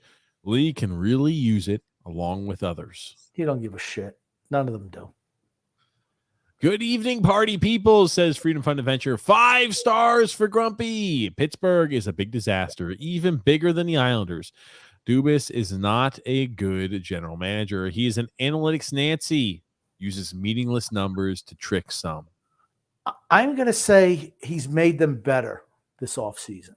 He made moves. You know what he didn't do? Well, let's just bring everybody back. We didn't make the playoffs. What's the difference? I believe in this core. Doesn't matter if they missed the playoffs by 2 points or 1 point or 16 points. Doesn't matter. We believe in this core group. We're just going to run everybody back. That's what Lamoriello's done the last couple of years. Matter of fact, every year. D-Cut says, Karlsson's a train wreck defensively. I agree. was in the 0th percentile in the defensive metric last season. Okay, but where was he in the offensive percentile? I mean, that's the balancing act you have to have. If he was 0, that means, okay, he wasn't great, but he wasn't miserable. But offensively, he was superior. He's superior. Here's the thing. Ryan Graves, stick your ass in the defensive side of the zone at all times. That's what I feel like, is going to be what they're going to try to do. They're just going to say, do nothing but focus on the defensive side of the puck. Your job is to look for no offensive opportunities. We've got our guy who does that. You know what? I think he's going to be fine with that. That's what the Islanders should do with Noah Dobson. That's why I keep on saying put Dobson with Pelech. But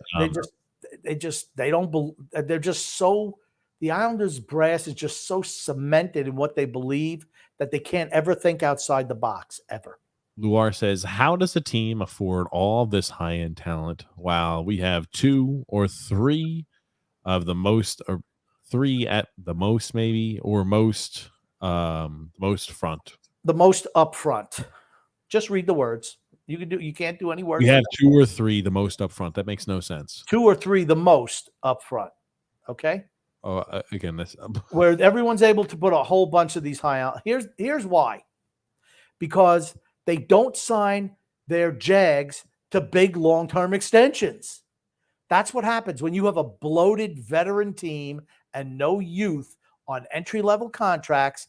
That's why you're in salary cap trouble. Now, we have oversigned guys. You could say every contract we have, with the exception of Nelson's, has been an overpay based on actual production. You can absolutely say that. Brock Nelson, no. But everybody else, Barzell, Horvat, Palmieri, Engvall, everyone. Yeah. But you know what other teams do? You know what our rookies are going to play? They're on $985,000 a year contracts. Or, you know what? Our backup goalie, he's going to be paid, $1.1 million a year. Particularly when a goalie's going to play 55, 60 games a year, your backup shouldn't be making any more than $1 million. The Islanders, 35-year-old guy, and they give him a no move clause, no trade clause. Again, for a 35-year-old backup, 4 years. Think about that. Think about it. That's why you're in that problem. Casey Cizikas getting a 6-year contract extension. He makes way too much money for way too much term. That's why I always say every single cap situation now is because of Lamoriello. Every one. He was a failure in Jersey, a failure in Toronto, and he's a failure here. Those are just facts. Yeah. Now, Matthew S. says Pittsburgh will be exposed. Maybe in the playoffs, not in the regular season. Yeah, I was about to say, I'm not sure they're going to be exposed much in the regular season, but it's because here's the thing. In the regular season, as well as we do, you could just start putting up video game mesh type numbers, and defense it doesn't really apply all that much. And you're going to have some games where they get the snot kicked out of them, and some games where they beat the living piss out of people. But they're going to be fun to watch. They're going to score goals. And against the really bad teams, they're not losing against the bad teams. I mean, that's going to be quite obvious. They're going to be cleaning up against the bad teams as they need to. Don't draw a penalty don't get a penalty against them. The power play is going to be, going to be strong. I mean, that's what people say. Well, he won't put up anywhere near the points that, he did last year. Okay, but let's say he puts up 80. That's a 20% drop in points. Sure. Wouldn't you take 80 points from a defenseman? I think he has the potential to put up 100 points on that power play with the talent on that team. I don't know. And I will say this too. You're right. He's going to have good partners out there, good forward group out there. They're going to create a lot more offense. I just had that feeling. John Smith says here, we've always had Tristan Jarry's number. I'm not worried. I think we could still end up above them in the standings. No. Now, the funny thing is, I think I had it pulled up. Let me pull it up here again. Maybe they'll just play Nedeljkovic against us. Do you want to take a guess what Nedeljkovic's career numbers are against the Islanders? Really good. He was really good he played for Carolina, so I know he didn't lose any of those games. 3 games, or he's had 3 games played. He's had 2 wins, 0 losses, 0 overtime losses. So again, I assume one of the games maybe he was pulled in. A 9-10 save percentage and a 2.58 goals against average. Better than Tristan Jarry's numbers. Let me put you like that. Tristan Jarry's a freaking abomination. And here's the thing. Well, look at Tristan Jarry's numbers. Yeah, okay. But like I always say, can you come up with the big save at the big moment? He does not. He absolutely does not. They lost to Ottawa after dominant. This is one of those, that final 10 games where they, thoroughly dominated Ottawa, could not score on the power play. Could not do it. It was 0-0. Ottawa scores 3 minutes to go in the third period. Malkin comes in, ties it in the last minute and a half. 30 seconds later, Jarry gives up another goal and they lose in regulation. Yikes. Think about it. I can't tell you how many regulation losses they took because of Tristan Jarry and that. He sucks. Blows. JP says, I thought the Caps and Leonidas had a solid plan until Lulu's Tom Wilson recently. That contract is too long. Yes. It's still less money than Anders Lee. Think about that. It's similar term. I compared. Phil's Fiction was complaining about that contract. He said it's almost identical to the Anders Lee contract. He's getting paid less money for around the same exact amount of time, except the cap is anticipated to go up substantially more over that time period. I know the expectation when Lee was signed was the cap was going to increase as well. It didn't over those first few years, but the cap, unless we're going to have another, earth-changing pandemic that's going to go ahead and stop for multiple years, attendance, and it's going to affect significantly the profits of the NHL. That contract's going to be more palatable than the Anders Lee contract. But yeah, it reminds me a little bit of Lee's contract. Yeah, the cap is supposed to go up like $9 million in the next 2 years. So the percentage-wise, that contract's not going to kill him. But here's the thing. Tom Wilson's a better player than Anders Lee. Yeah. He was hurt last year. Even coming back from the knee surgery, he was still putting up okay numbers. But here's the thing. Healthy. He's an intimidator. He's not afraid to go in the corners. He plays on the first line. Anyone would like a Tom Wilson on their team. Anyone. Nick D says here the Islanders will be looking at the playoffs from the outside. Oof. Correct. And podcast reminder, fire Lou Lamoriello, says Nick D. JP said, good evening, 5 stars and many thumbs up, gentlemen. Thanks so much, JP. Nick D gives us a 5-star review. Toby O'Connor says, we are better than both. Talking about maybe Pittsburgh and Washington. I think he was just talking about Columbus and Philadelphia. I think that's a foregone conclusion. But I think regarding Pittsburgh, I thought we were definitely, no matter what, if they didn't make that move, we were the better team. They made the move. I think it changes my opinion a bit. JP says, damn it. I meant lose. What the hell? Lose. Oh, maybe. Lose. Oh, I meant to be a lose. John Smith said, they are old. They will trail off in the second half of the year. What about the Islanders? If we play the grinded out defensive style, we're going to be worn out in the second half of the year.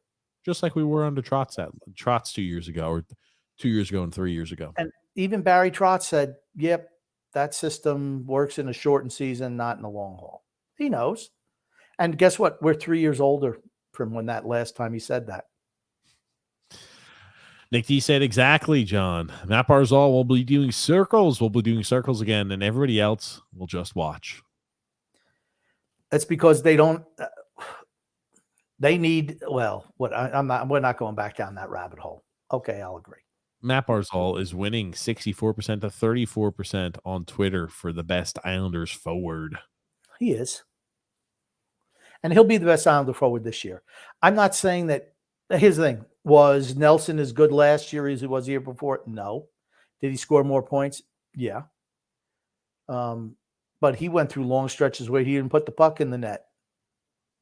Mm. I mean, I don't think he's terrible, but if somebody gave me an offer for him, a good offer, you'd have to consider moving him.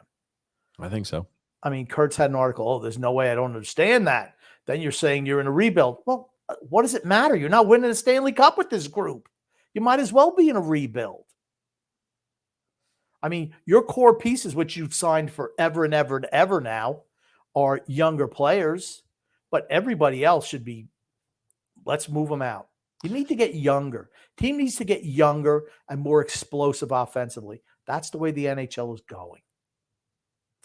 Freedom Fun Adventure, Grumpy, rumor floating around the internet is that you were in a punk rock band called Never Have Kids. So that's a lifestyle that I used to subscribe to. But left over creative differences. Source is Greg Prado. That's true. That's true. This sounds good.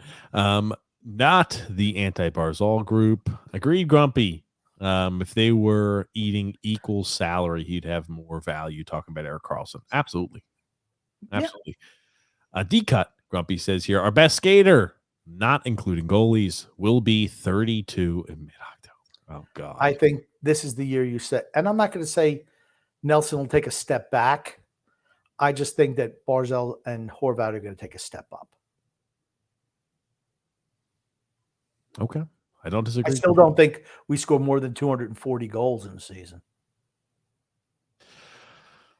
There's certain teams we're not going to be able to beat. I think we could score more than 230 goals. It just depends. I mean, like I said 240. 240. I still think we could score over 240 goals in the season. It just depends. How much do Matt Barzal and Bo Horvat produce? I think they're going to produce. I think Matt Barzal, at least Bo Horvat moves in the offensive zone. He at least moves. The other guy didn't. Pocahontas just stood in front of the net, the dime store Indian. And then they'd have, Bailey on one side who did nothing. Or, who else? Komarov. I mean, I can't even tell you who played left wing. Parise just couldn't keep up. Mike Lem said, well, the reason they had 100 points is because they played on San Jose and played 26 minutes of pure offense. Okay. Look at his career numbers. It's not like he's a one-trick pony. It's not like he's a one-year guy. He's not a one-year wonder. Erik Karlsson's been scoring points for a lot of years. And here's the thing. Let's say he plays 26 minutes a night with Pittsburgh with that team. He might score 150 points then. They're talented. San Jose doesn't have any talent. Guess who does? Pittsburgh does. They're older. Absolutely. Can he stay healthy? And I still think they need another defensive defenseman. I don't know if Samuelson is, I don't know how good he is. He's going to be playing with Letang, and the fourth pairing is a mystery to me at this point in time. But their first two pairs are good, and they're going to get a lot of minutes. Freedom Fun Adventure said, I wouldn't get rid of Andersley for Karlsson. Guy is way old, injury prone, and makes too much money. Andersley's the same age. And won't play defense. I am excited to get through this season and jettison Lou. Now, here's the thing. I think that's a whole different discussion. If we don't make the postseason, I would like to think there's no way that Lou could be back, but what could be worse than the Islanders not making the postseason? Maybe him selling assets at the trade deadline because he's like, holy shit, Pittsburgh is ahead of us. All of these teams are ahead of us that made moves in the offseason, substantial additions, and now the only way we can improve is by, hey, making some more moves at the deadline. See you later, first-round pick in 2024. Let's keep on adding. And we don't make the playoffs. There's nothing worse than that. Yeah, and that's a distinct possibility. Yep. Let's say we're 5-6 points out of a playoff spot at deadline. He's doubling down, right? Absolutely. We're buying. And then Michael M. said, I think that Erik Karlsson hits 70-ish points next year. I still think that's a big plus for them. I think he puts up more than that. His thing. He's good. He's playing with Crosby and Malkin on the freaking power play. It's like an all-star team on the damn power play. And when Gensel comes back, come on. Whatever their power play didn't work last year, don't tell me it won't this year with him. He's good. He's good on the power play. John Smith said, the Islanders, great white hope, Casper Holmstrom. He blows. D-Cut said, in the last 5 years, the Penguins haven't won one playoff series. That's true. It's true. That's why I don't think they have a legitimate chance to win a Stanley Cup. But that doesn't mean they won't make the playoffs. Exactly. Making the playoffs and being a contender are two different things. It's the Islanders have made the playoffs, 4 of the last 5 years? They ain't win shit either. Yeah, the Islanders have zero postseason series victories in the last 2 years.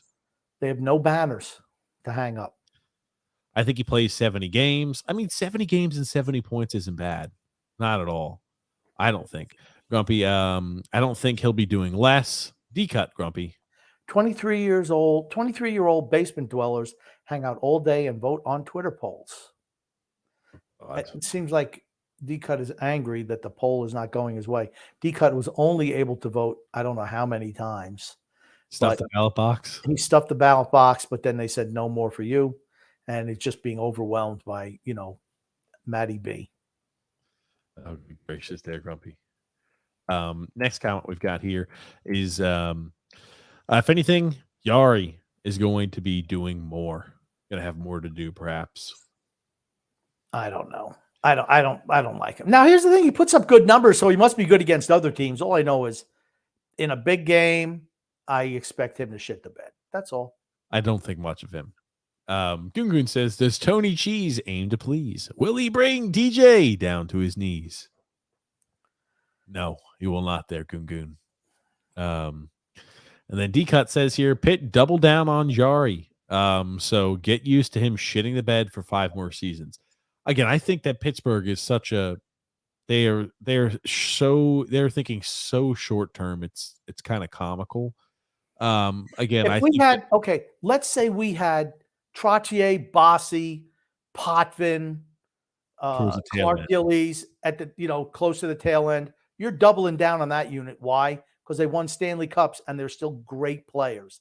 That's not the case with the Islanders, but it is the case with Pittsburgh, and to even the same extent, Washington. Washington said, we're moving guys at the deadline. We're going to try to restock our farm system. And then they want to bring in Darlene from Toronto, which I thought was a good move. So they were able to make moves. I don't think bringing a coach out of Toronto's system, I don't know how that works out for them. First-time head coach, those Ovechkin buy-in. That's the one thing. You got a young guy with a veteran team. It can go it's either going to go really good or really bad. We should be able to find out pretty soon. It'll be early. You'll be able to figure that out. Yep. And they could be the worst team. They could be the worst team in the, won't be worst team, but just above Philly and Columbus, or they could be a top 2 team. It all depends on if the players buy in, because they're talented too. Got here Michael M saying Barzal probably hits 80 next year. I think so too. Going from Bailey to Horvat is like winning the lottery. Well, but who's playing the other side? I think Barzal has a chance to be a point a game guy. Absolutely. But here's the thing. If Anders Lee, you can't have Anders Lee on that line. Just can't have Anders Lee on that line. Can't do it. He doesn't fit. And that'll limit the amount of points. He doesn't fit with Matt Barzal. They keep putting him there. I don't give a shit what he makes. He's not good enough. He's nothing more, honestly. Gosh, he's barely even a third-line player because he plays no defense, can't skate, can't create, can't handle the puck, won't go into corners. He stands out in front of the net and deflects pucks. That's what he does. Michael M said, it would shock me, Grumpy, because he's not going to get free reign to play offense all game on a team that's trying to win.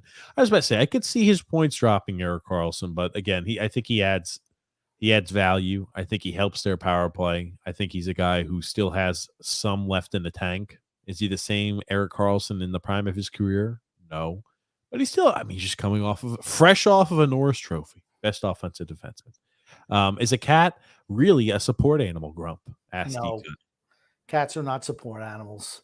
Michael M said, you put Barzal on the Sharks, and he probably put up 100 points with that team. Had some super nice offensive pieces there, and Meyer and Hurdle. Well, Meyer, Hurdle, and Couturier Couture didn't put up that many points, if I'm thinking about it. Okay. What? I just want to say, let's see how many points. I'm just interested to see what Karlsson put up in for power play points last year. Do you have that, DJ? Yes, I can tell you. Don't worry about 22 power play points. Okay. Yeah. Here's the thing. Logan Couture put up 67 points. Thomas Hurdle put up 63 points, both while playing pretty much the entire season. And he put up 140 points more. You know what? He's absolutely going to be a point a game guy there. I think so too. Yeah. Next comment here for you, Grumpy. You got Dubas made some nice moves, Grumpy. He resigned Jari for 5 more years. Yeah, that was a bad move, but he made some nice moves. Some nice moves. I didn't say all. Some. Yeah. I stand by my comment. Pittsburgh is going to expect a lot more defense at Erik Karlsson. I disagree. Matthew has said Grumpy's on them drugs tonight. That's right. Every night. Oh, God. It's called realism. Called realism. Michael M. said the Suck it Sharks in. didn't want to eat salary. Well, hold on. Why is that? That's not intelligent of the Sharks. All these owners had to do was pony up some dollars, which in reality, right, it's more of a long-term gig for them. If they go ahead and pony up, say we're going to eat some cap hit, they would have gotten more draft picks, which by turn would have helped their rebuild, would help expedite the rebuild, which would get more fannies in the seat quicker. They're so far away. Yes. And then because they still got 2 years of Grenland's contract coming to them. Correct. I mean, so it's not like they didn't bring salary and they brought it salary. I would have just rather paid that money to Pittsburgh and not bring in Granlund because he sucks. He's finished. You're going to pay him for 2 years? I mean, okay, but you're only paying Karlsson for 4 years at 13%, whatever it is. But to me, I don't care about the players. Your team's in full-on rebuild. You don't want to be bringing in players unless you're getting assets, like Chicago did with Bailey. Then they cut his ass. Didn't matter. They're just trying to get to the cap floor. D-Cut says here, Washington and Pittsburgh are finished. Neither have won a playoff series in 5 seasons. Yeah, I don't think they've made the playoffs, but I don't think they're Stanley Cup contenders, but neither are the Islanders. We're in the same boat. I mean, there is no difference. I mean, no one's saying that Washington and Pittsburgh are Stanley Cup contenders. No one. I just think we're in the same boat as they are. Shitty team that can qualify for the playoffs but are going nowhere. Keep on forgetting Carolina's in our division. Got to play Carolina. Guess what team you never beaten? Carolina. You know another team you've never beaten? Jersey. Too fast, too aggressive on the forecheck, not beating Jersey. Another team we won't beat. And you know another team we're not beating? The Rangers with Laviolette. Laviolette knows how to play the Rangers, knows how to play the Islanders and beat them. Absolutely does. What's up, Frank? How are you? Michael M says cap space is king. Yeah, it is king. And that's why if they could, that's why you shouldn't piss it away on guys like Engvall, Mayfield, and a freaking backup. Michael M says here, nobody was offering a ton for Karlsson. Well, I could see why, because they weren't willing to retain enough of the cap hit. That's right. Who's going to take on what $10 million cap hit? What teams would take on a Karlsson for $10 million a year for 4 years? You have to be talking about teams that are right there. Or think that they're right there. Yeah. Or a team like Pittsburgh. You're not seeing Detroit making a play for that. No, it doesn't make sense. Or Buffalo. Or I tell you what, I'm disappointed in Buffalo's offseason. They added Connor Clifton. I don't care. They need a goal. They need a veteran goaltender. Erik Karlsson is not the backup. What if the Levi kid can't play? That's a possibility. Because if he can't play, you don't have a goaltender, and you're not making playoffs. Yeah. I mean, Michael M. here says he was said to be unmovable a few months ago, and nobody was offering that. Everybody knows he is ass defensively. He scored 100 points. The Norris Trophy is a scam. I agree with that. Yes. Christopher C. said, Grumpy, you said you were feeling under the weather, right? I guess Lou must have gotten under your skin, and his silence this offseason got you so stressed that you needed a bye. Not true. It was a gastrointestinal issue. Really? That's why we didn't have a show? Yeah. I didn't ask that. I didn't want to know. You just said you weren't feeling good. I was explaining to Christopher. Gauthier. He's one of the best skaters in the NHL. He makes it fun. And Gauthier. Here's the thing. It's Gauthier. I'll pronounce it the way I want. Gauthier. Okay. Here's the thing. Maybe he should just try out for the Ice Capades because he ain't no freaking hockey player. Mikey D said, Erik Karlsson's available? That's when you trade your first rounder. Not for meh players. Lou couldn't even have thought of a thing like what Dubas just pulled off. 100% agree. 100% agree. D-Cut says Pittsburgh will battle Buffalo for 8th, and if they do make it, they'll lose in 4 or 5. We'll finish 10th. That's my point. I think that Pittsburgh has no chance of winning a Stanley Cup, but I do think that the impact they have is it prevents possibly us from making the postseason. For a team that has just said we're running back the same roster, that is scary. That is scary shit. Right. I mean, like I said, it doesn't matter who the bottom 2 teams are. Not doing anything. Michael M says here, I'd rather give Dobson another shot than putting Erik Karlsson in. Yikes. I think the Islanders need both. They don't have anybody move the puck out of the defensive zone. That's a big issue. One guy. Right, one guy. Mikey D said, I still can't get over when Phil was drooling over Blake Wheeler, Laviolette, and Gustafson before July 1st, and then the Rangers got him, and then he had to cover all of his passwords up quickly, laughing my ass off. That's what Phil does. That's what he does. He's one of the laundry girls, the laundry ladies. If the Islanders do it, it's great. If somebody else does it, it's terrible. Michael M said, I'd rather have Lee, Engvall, and Mayfield over a glass forward on defense. Really? What do those guys bring? What do those guys bring? We are a team who had no power play. How many points did those 3 guys have compared to Karlsson? That's what I want to know. I'm going to say that Karlsson's probably close in points of those 3 guys, except maybe a little more. But they're going to say, "Oh, the defense is significantly more." That's what I'd go out and venture to say. Well, Anders Lee plays no defense. Pierre Engvall plays no defense. He's never even seen a board. I mean, I don't know he must sleep outside because I know his houses are built with boards. I don't know where the hell he sleeps. And then Scott Mayfield was not good last year. He was not good last year. Just wasn't. Status Rob said, did you notice the sneaky move that the Sharks made? They took Hoffman out west because of Karlsson's tiff way back in Ottawa. I'm sure Karlsson had the last word in that trade. Maybe. I like the move, and that was true. That's right, because Hoffman. I said, see you later. You have a thought on that, Grump? No. What are you doing? Okay. I'm looking something up. Just go read the comments. Go ahead. I'm going to let you read a comment and figure it out for a second. Then I'll tell you what I'm thinking. Like I'm not the one who's trying to multitask. Okay, another comment here. Michael M says here, this is different, Grumpy. He's one of the worst defensively. Are you really just trying to add up? I can add up the points, Grumpy. Why don't you read the comments? I'll add up the points and I'll tell you, because I know that's what you're trying to do. I could do it a lot quicker and better than you can. I don't know how many points. I don't know how many points Engvall had, but 74 for Mayfield and Lee. Michael M says, giant risk, huge cap hit, huge injury history, 33, boo. You know what else?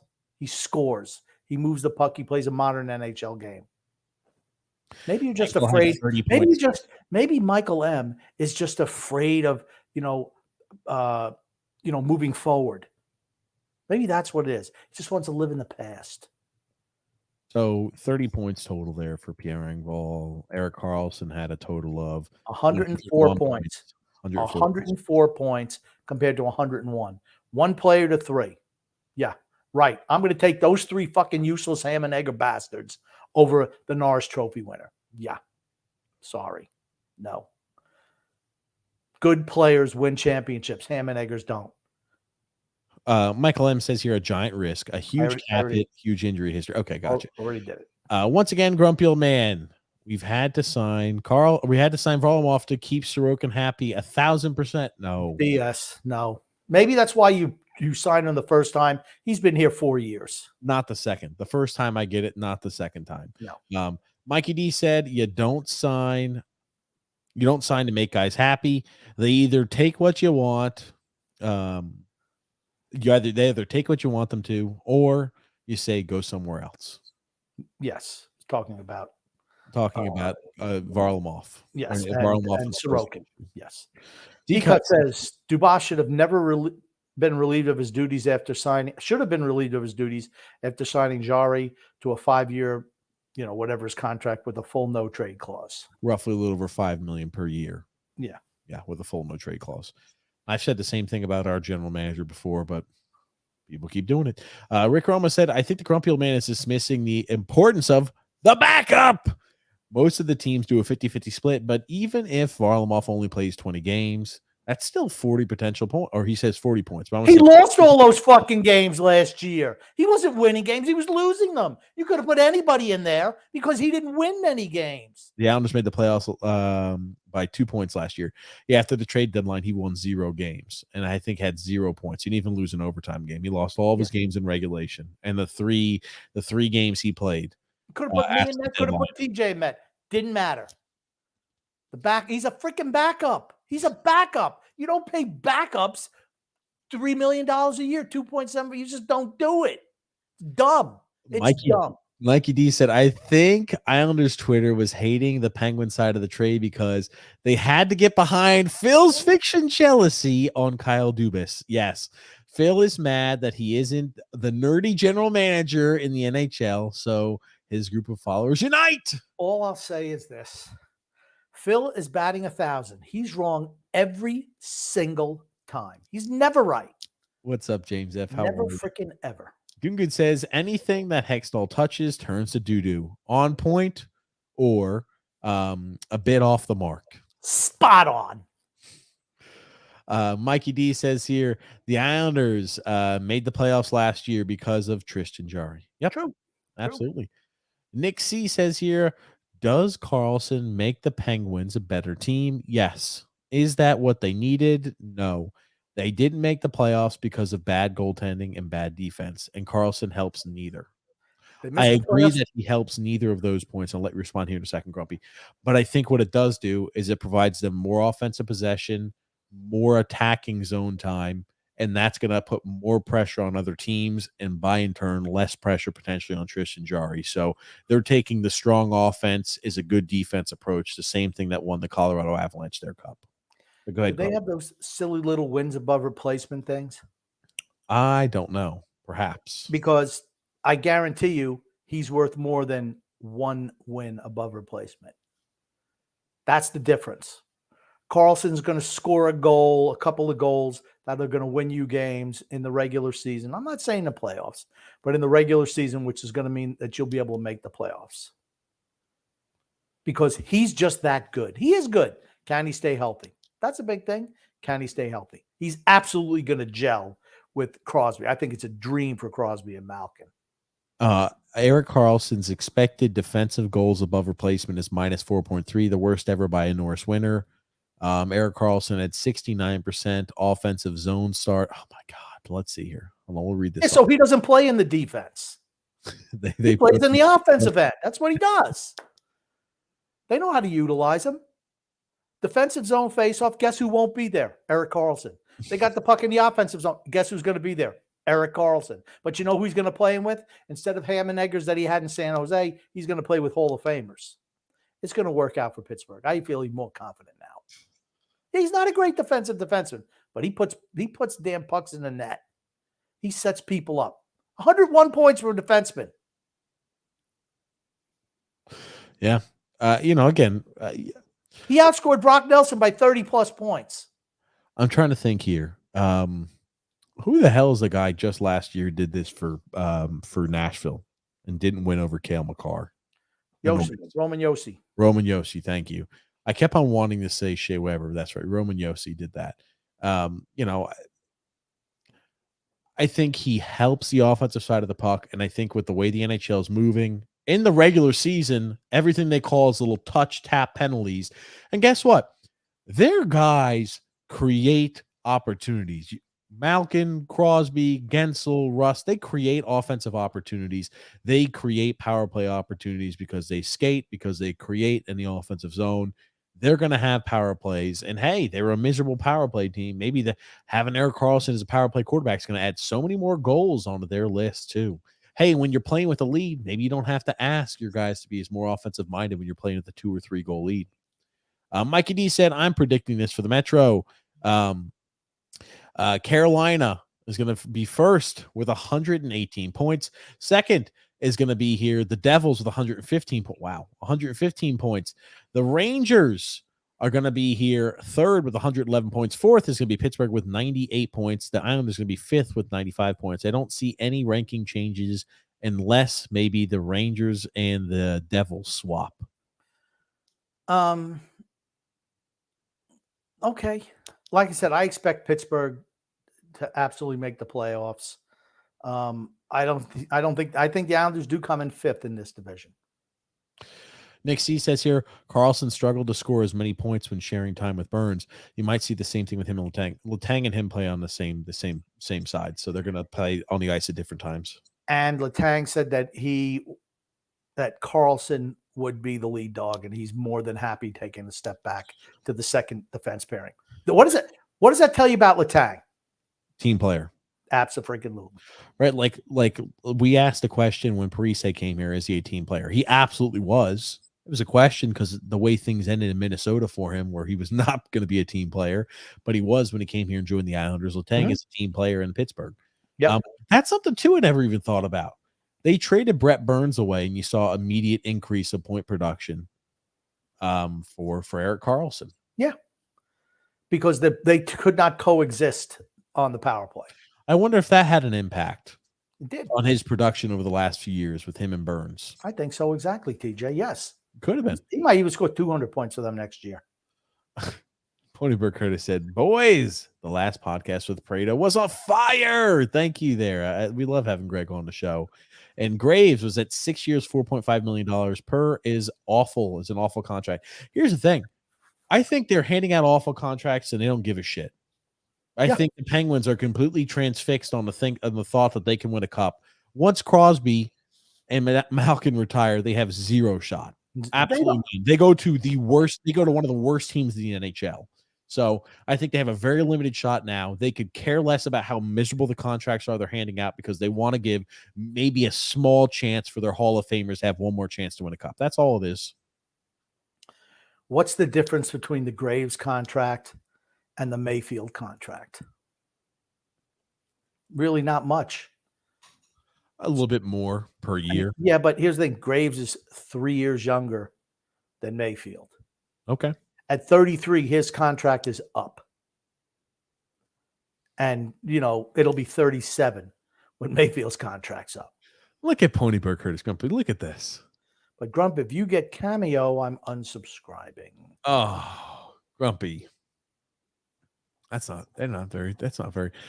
Oh man, hold on. I think maybe they took the stream down on Facebook or on YouTube. Did they cut the stream down on YouTube? I'm not getting any of the YouTube comments. Uh-oh.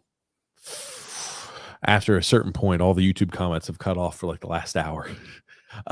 Nick C says, I'm late, guys. So this may have been stated, but Grumpy, I'm assuming you don't like the Tom Wilson extension. He's 29 years old. It's a 7-year deal, like $6 million per. Yeah, I'm not a fan of it either. Uh-oh. Yeah, no. The only thing I'm saying is, would you rather have Tom Wilson or Anders Lee? I'd rather have Tom Wilson. But here's the thing. They're both bad contracts. But Washington is doing the same shit as Pittsburgh. Yeah. Same exact thing. They're saying, great, once Ovechkin retires, guys like John Carlson's on, all of these guys are on the way out. That's right. We need to do anything we can to keep the talented players we think can help us win now. We need to do what we can to keep them. Oh man, Grumpy. Oof. I've got some news for you, Grumpy. There's a lot of comments here that I think we lost on the YouTube side. First time ever that they're not feeding through. Well, I think the YouTube feed is up. YouTube feed is up, I believe. Yes. But I'm just not getting the comments linking through. I thankfully, I think I still have kept the majority of them, preserved a large majority of the comments. Pony Curtis says, boys, what do we pontificate over today, boys? Hey, the Penguins. That's what the topic of discussion for us here today. D-Cut says, if the Queen had balls, she'd be the king, Grumpy. The fact is the Penguins still have Yari, so it's a moot point. But you do agree, though, that it allows the Penguins to compete for a postseason spot. And that's more what I'm concerned about. That's all that matters. Says that's all that matters for them. Nothing against Karlsson and his individual stats, but it took a couple of years for him to get going in San Jose. Pittsburgh can't afford to wait a couple of years. It did, but now I'm thinking that it had to do with him competing for minutes and spots and opportunities with Brett Burns. Yes. I didn't think of that originally until when Grumpy had mentioned it. I think a member of the show had mentioned it. I'm like, aha, that is exactly what the problem is. Get to the comments, you bald-headed jerks. And that Tom Wilson contract, was a disaster? D-Cut says, didn't that TJ pick the Red Wings to make the playoffs last season? Every year. He picks them every year. I bet she's not picking them this year, though. I'm not picking this year. There you go. Gungun says here, TJ and Grumpy, what would the Islanders have to accomplish this season to make you both stand proud and both proud and stand out in the crowd? TJ, do you have a suggestion? I have one. Make it back to the Eastern Conference Finals, at least. Fire Lou Lamoriello and start over. That they're not going to do that, but yeah, that would make me extremely. That's what you want. You want me to be proud and stand out in the crowd? Fire Lamoriello. Say, you know what? This direction isn't working, and it's not going to work. We need a new direction.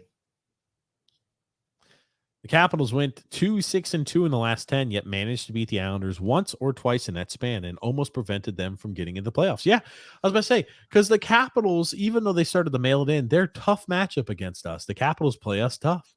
And Phil so smartly said, "Oh, it's just Peter Laviolette. He knows how to play the Islanders. He knows, the Capitals under him is a really tough team, and Laviolette knows how to win. It's unfortunate that Laviolette went to the Rangers, who are going to be playing us too. Now it doesn't matter him as the coach, but when he was in Washington, well, that was the only way we can explain how a far inferior team like the Washington Capitals. He is so good. He knows how to play the Islanders. He knows. You watch, they play differently against the Islanders. They play against other teams. He is such a good coach. That's why he beats the Islanders. Well, I guess that's going to be 4 losses to the Rangers this year because they're more talented and now they know how to play against us. Yikes. D-Cut says, think of it this way. If the ballerina doesn't get hurt, we missed the playoffs. Now that he's back, we have a very little chance of making the postseason.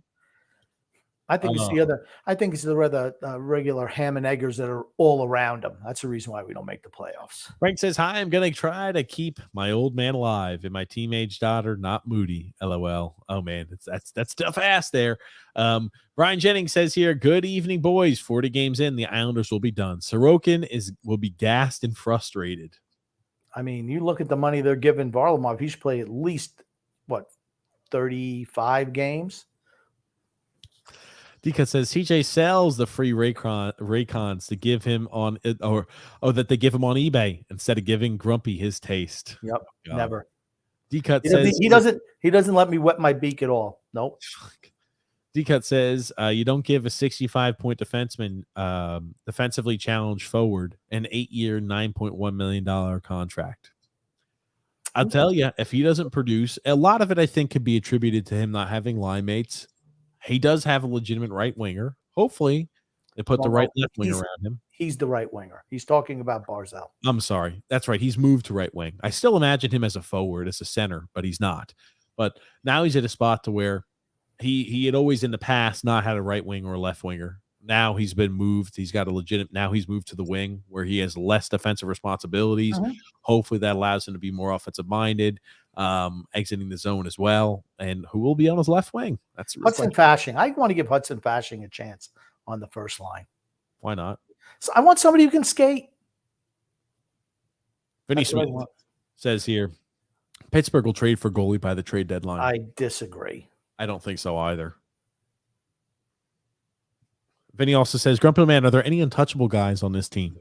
Barzal, untouchable by as far as the team or talent on your side, who you would not be willing to trade and move? Barzal, Dobson, Sorokin. That's it. Everybody else, if you give me a good enough offer, they're all on the block. I agree. David D says, hello, boys. Football and hockey season start next month. Yay! Too bad we'll be fighting for the 8th spot again this season. Very true. Very true. And for 3 years, Lou has been saying we need to score more goals, yet does not focus squarely on a top-line winger.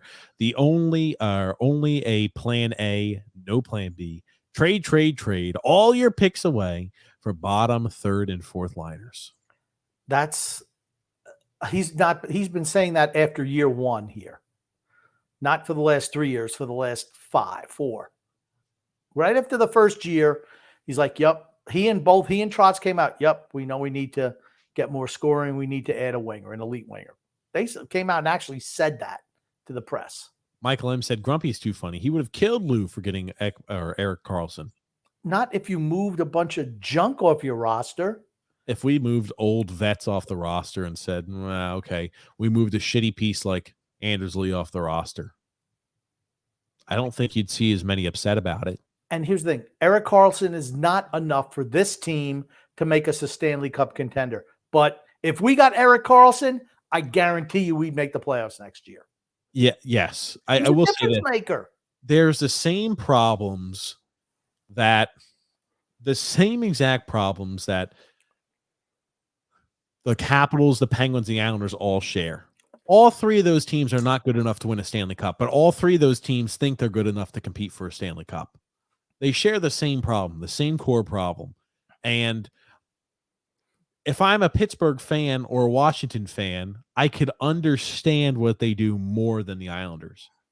Pittsburgh and Washington, again, have multiple first ballot Hall of Fame players on their current roster, and they are trying to win one more cup with their first ballot Hall of Famers. And both of those teams, with the star talent, albeit at a younger age than it is currently, have won Stanley Cups. We have not won a Stanley Cup. We do not have first caliber or first ballot caliber Hall of Fame players. We don't have that. Maybe Sorokin eventually. That's the only, and that's a best case scenario. He stays healthy, he lights it up, but it's so early for that. No one else on this team is going to be a Hall of Famer. Nobody. Yep, absolutely. He's over 30. Disingenuous D cut. Oh God.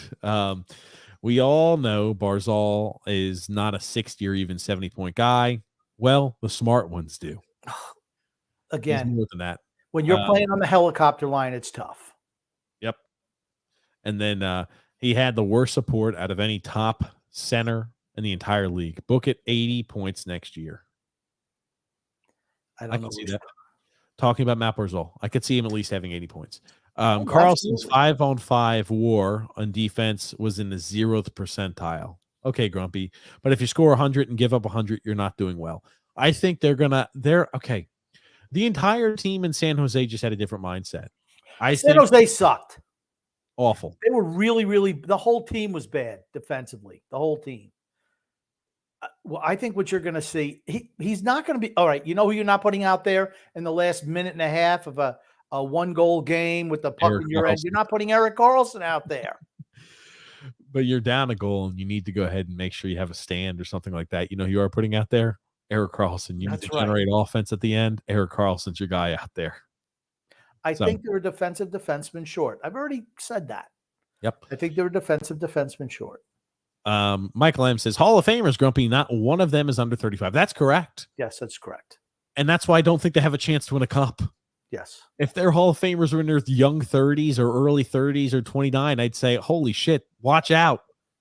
But they're doubling down on a team, and I think it's going to be all for naught for them. Yeah. Just like the same thing with Washington. I feel the same thing with Pittsburgh. It's going to be a waste for them. But I can understand the thought process. They have more of a valid claim to say we need to go all in for this when we've got Hall of Famers who have won a cup before compared to the Islanders who have no cup, have no Hall of Famers, don't have that elite end talent like Pittsburgh and Washington do. Yes. This isn't even late peak Crosby, Malkin, or Letang. Okay, I think Crosby had 93 points last year. Crosby and Malkin both are averaging over a point a game, even in their mid to late 30s. I'd say that's late peak Crosby. When you get to a point to where they're putting up 50 or 60 points, that's different. But they're still averaging over a point a game, the both of them. 93 points. The most points in the Trot/Lane system, lame system, is Brock Nelson, 75. The Ballerina had 62. Take it deep, Mike. Oh, no. I will say this here. I'm going to be reading. Malkin had 83 points. I mean, I don't know what. I mean, we would kill for anybody like that on our team. We would. I'd agree. We got some comments here, Grumpy. I'm going to be reading them off of YouTube, so I'm going to be reading them off my phone. Please do not murder me when I'm going to be mispronouncing these. Grumpy, back in the day, when you were a young stud, did you play a bit of ice hockey? No, we played street hockey. He kept it on the streets. Yep. And Pete Peters, JP said Pete Peters played like he was on the take and a lot of those games in both Philly, Boston, and Washington before that. Yeah, it wasn't great. Grumpy was a crease clear. Goonie for sure. Grumpy was a goonie. Nope, not me. I was a guy in front of the net offensively. He was Anders Lee. No, better than Anders Lee. I could shoot the puck. I moved. I didn't just stand there and deflect pucks. Oh, got a comment here. David Sean McDonald says, I'm my cat support animal. John D says, as long as we keep on making the playoffs with these owners, Lou will be the general manager forever. Isn't there a mandatory retirement age?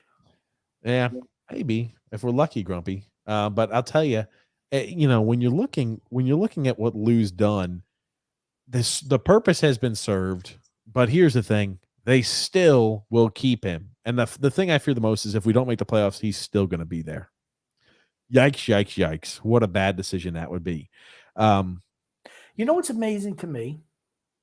The Islanders have had 3 general managers in 30 plus years. And what if we made the playoffs like 5 times?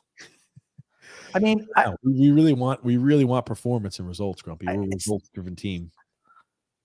I mean, come on. Milbury, Snow, Lamoriello. And no winning. I don't know how these guys keep their jobs that long. Well, in years before, in the past, I mean, it's all been the fact that, hey, it was all under Wong, right? I think that's more what it was than anything else, Grumpy, at that time period. All right, yeah. But, I mean, now there's no excuse, in my opinion. No excuse for just capitulating with failure. Correct. So, back to more comments, though. JP says, boy, I disagree with this discretion of the Norris Trophy. Or this desecration, I'm sorry, of the Norris Trophy. Although Norris was basically a criminal. Huh. Okay. Let's continue here. Perhaps Leonidas could have looked at or could have been looked at as a disease. Says JP. Freedom Fund Adventure says here, would you feel more optimistic if the Islanders were clearly in a rebuild? I would. Yes. This has to be the final year that they can try to desperately go for it, right? They shouldn't have done it for the last 3 years. After you didn't, the time for you to really double down and go for it was after the first year you lost to Tampa. That was the time. They just stand pat, wound up losing to Tampa again. We weren't beating Tampa. But the fact you made no moves, and Tampa makes moves. They weren't afraid to tweak it, try to add somebody in the offseason at the deadline. We just stood pat. Then you don't make the playoffs. Then you just squeak in, and you think the same core is going to do. They've never won anything.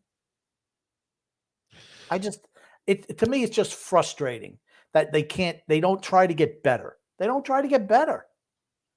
Frank says a riveting follow-up on Karlsson. I didn't know there was an issue with another player. Yes, he did have that issue with Hoffman years ago. It was the wives. It was the wives.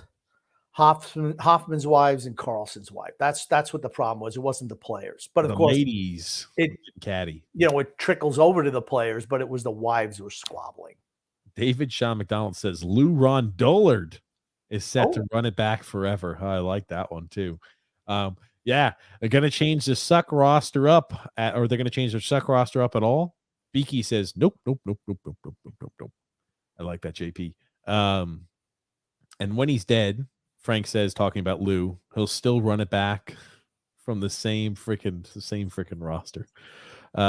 Freedom Fund Adventure says, did TJ just say he didn't know or didn't want to know what what ailments his father had? Grumpy, does Dr. Lovely Mrs. Page pretend that TJ is your co-star, or does she let him know he's just a button-pushing towel boy? She knows he's a button-pushing towel boy. Is that what it is, huh, Grump? Mm-hmm. Oh, man. But let's continue on here.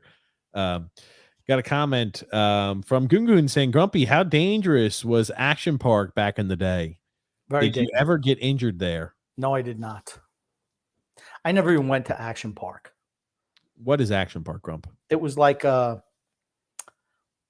trying to think something that I don't think there was a comparison to you. Like Adventureland was kind of like that. It's like a Carowinds, but like on a much smaller scale, but really run down, where people, they slide down a slide that had rusty nails sticking out of it. And, everything was, you took your life into your own hands in those parks, but kids were tougher back then too. Action Park. Oh, God. Yeah. Action Park. And again, I'm trying to read everything off the phone, so I do apologize there. Frank was chiming in here. He went to Action Park as a kid and probably needed therapy to get therapy. Need to have your shots before you went. That's for certain. And probably Gen Xers needed therapy. Oh gosh, to deal with it. JP says here, maybe the hockey gods will show some compassion and have Romanoff become more positionally sound and able to move the puck up the ice this next year. That would be a tender mercy. That would be like the hockey gods making him Pope.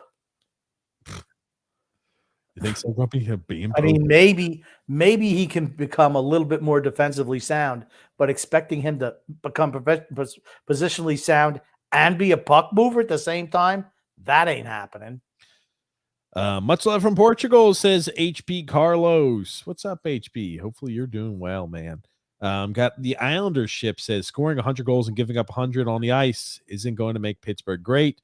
Unlike San Jose, he's just going to play 20. He isn't going to play 26 minutes of free-wielding hockey. I bet he plays 23 minutes a game.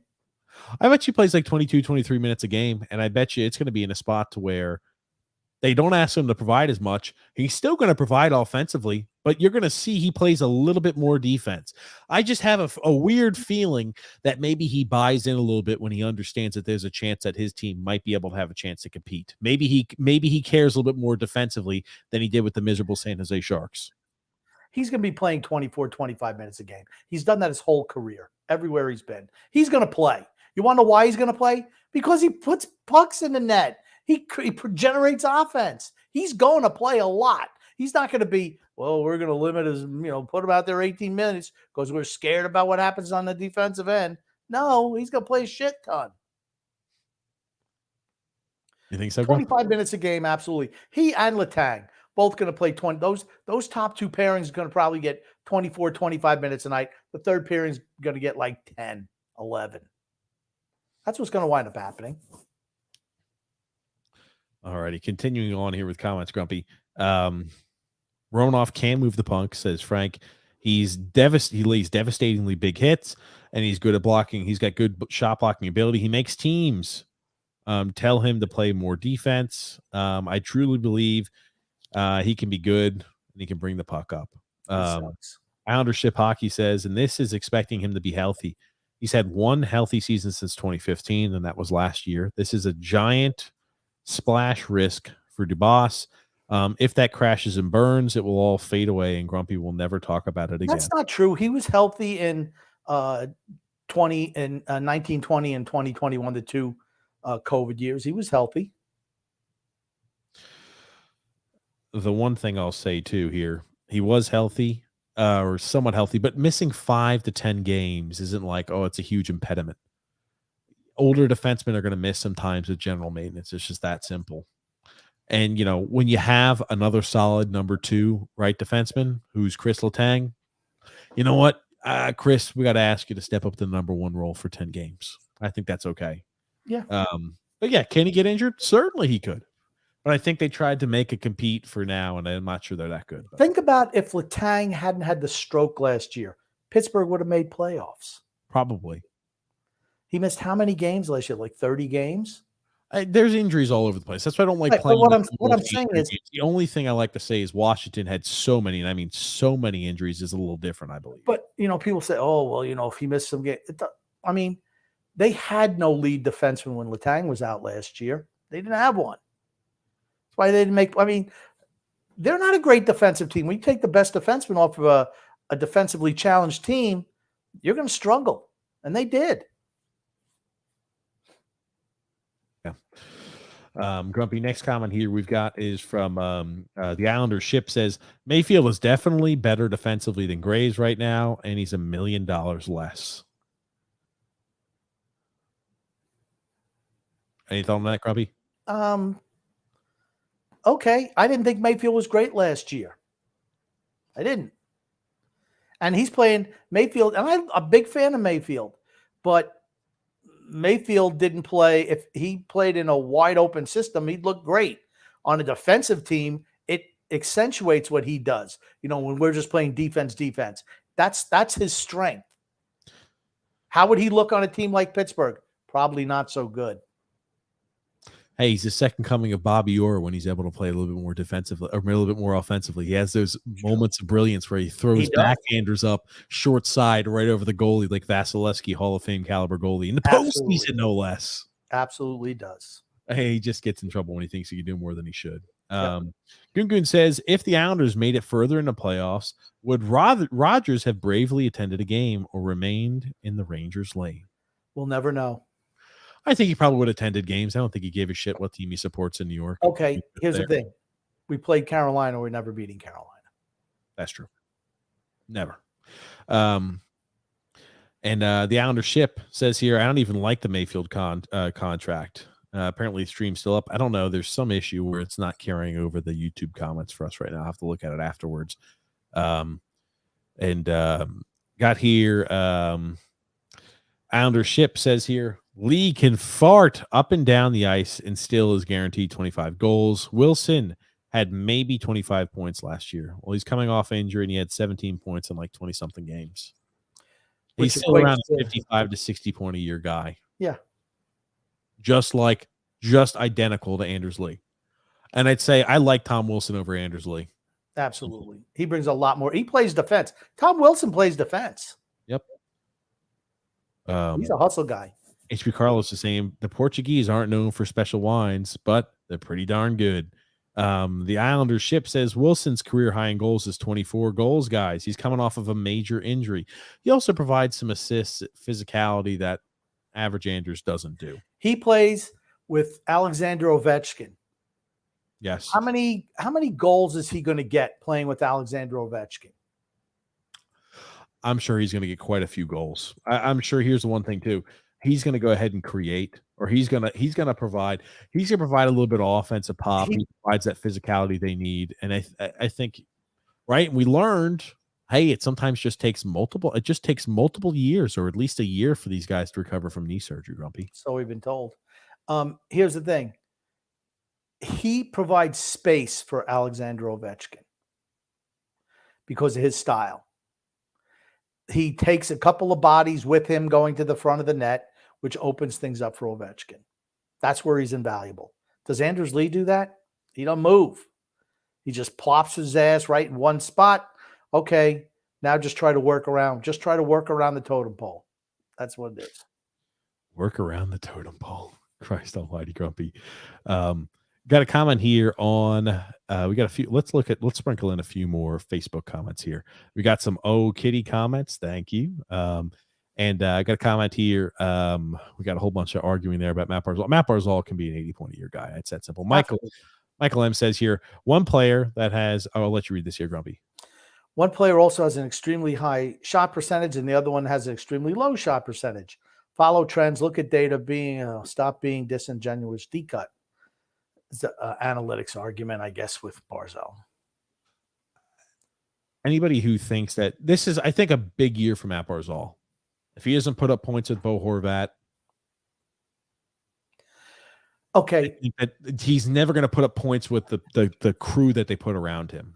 And his thing, Horvat's not a great skater either. He needs to play with skaters. It's not a mistake that he looked good when Casey was on that line or when Cizikas was on that line, because they have just straight ahead, hey, I'm going, get me the puck, I'll get it back to you. That's what he needs. Got here a comment. I'll let you read that. Brett W says Action Park was awesome. Yes. And then Alan Ship said they have to make the Eastern Conference Finals next year. I agree. I think there's zero chance they do that. They're not even making the playoffs. Rick Roma says aging legends, super soft, 6 guys on defense that refuse to play defense, and horrible goaltending. Name that team. It's the Penguins. Yeah. I think they have zero chance of winning the Stanley Cup, but I can understand more why they do it than why we do it. If I'm putting the justification meter, they maybe have like a 15% justification meter. We maybe have a 5% justification meter as to why we're doing what we're doing. Thomas B. Grumpy. The Islanders are going to purchase an AI program that mimics Lou's brain and use that as the next GM. Well, we see how that worked out in Mission Possible 7: Dead Reckoning Part 1. My God. Got a comment here, Grumpy Old Man, from David Sean McDonald saying here the Arctic Pigeons won't be as good as people think because of their shitty goaltending. And he also says TJ fumbles the comments. TJ is the Tiki Barber of the comments before Coach Coughlin. Oh, wow. You know, I don't know why they didn't carry the YouTube, but it's requiring me to do a little bit extra multitasking, but that's fine. Mario Grumpy. It's hilarious to listen to people bring up Karlsson's injuries when Pajot has been hurt 5 out of his last 7 seasons. Okay, here's the difference, though, Mario. Erik Karlsson's vastly more important to a team than JG Pajot. I agree with that. I absolutely agree with that. And Michael M says, okay, and what if Barzal and Pelech didn't get hurt? Excuses. Okay. I think Karlsson's better than both of those players as well. He's a difference maker. Matt Barzal's a difference maker, not on this team because it's just slog defense. That's what it is. He doesn't fit what the Islanders do. You put Matt Barzal on an offensive team, on a team like Carolina or a team like the Rangers, he'd be a 100-point-a-year guy.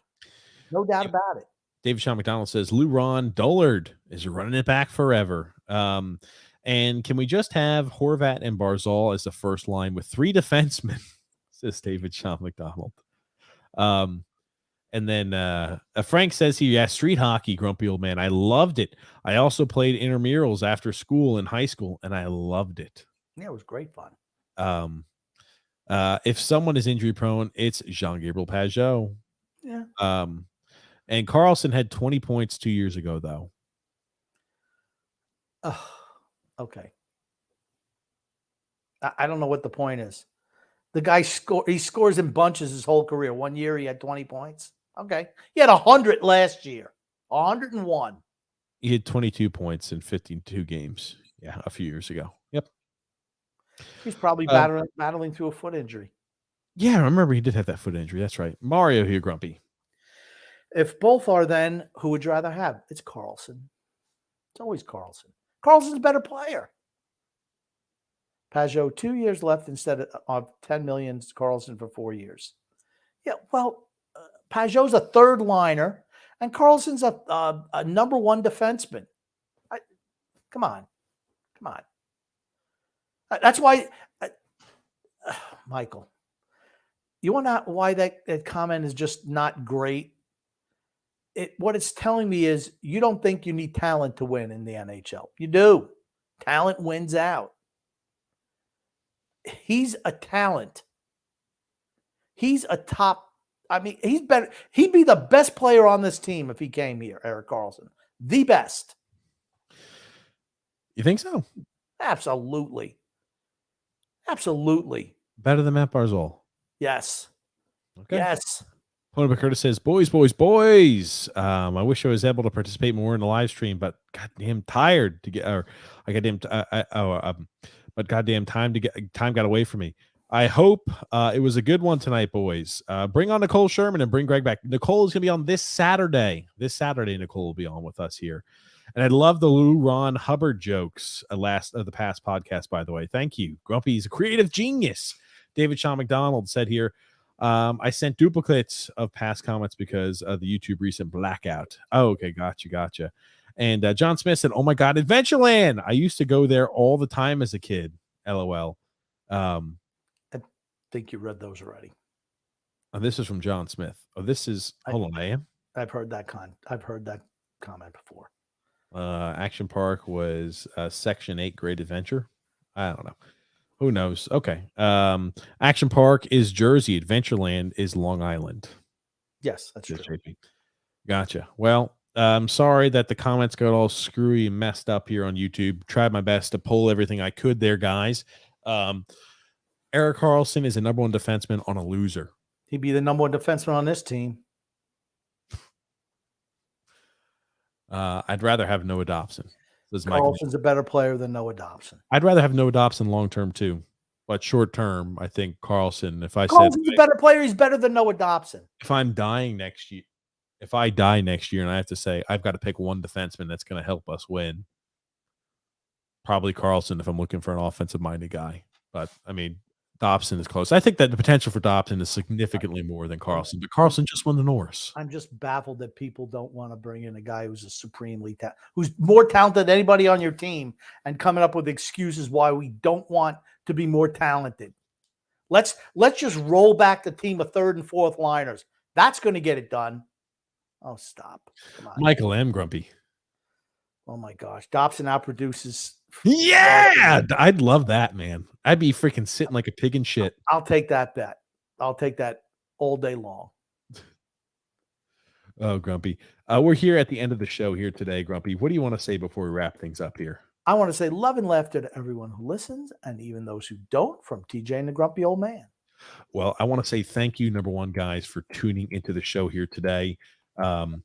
Very happy that we could come here, talk a little Islanders hockey with you guys. Sorry we weren't able to be there on Saturday, but happy that we're here today with you guys, talking about that Erik Karlsson move. Do I think it makes them into a cup contender? Absolutely not. Do I think it maybe helps them make the postseason? Sure. I think it's a net positive compared to a net negative. So, you know, it was a big time move by them. We'll see if it pans out. I don't think it makes any sort of long-term implications for that team because I think they have no chance of making and winning a cup. But thank you so much, everybody, for tuning in, watching the show here. And thank you so much, Grumpy Old Man, for being a part of the show as always. My pleasure.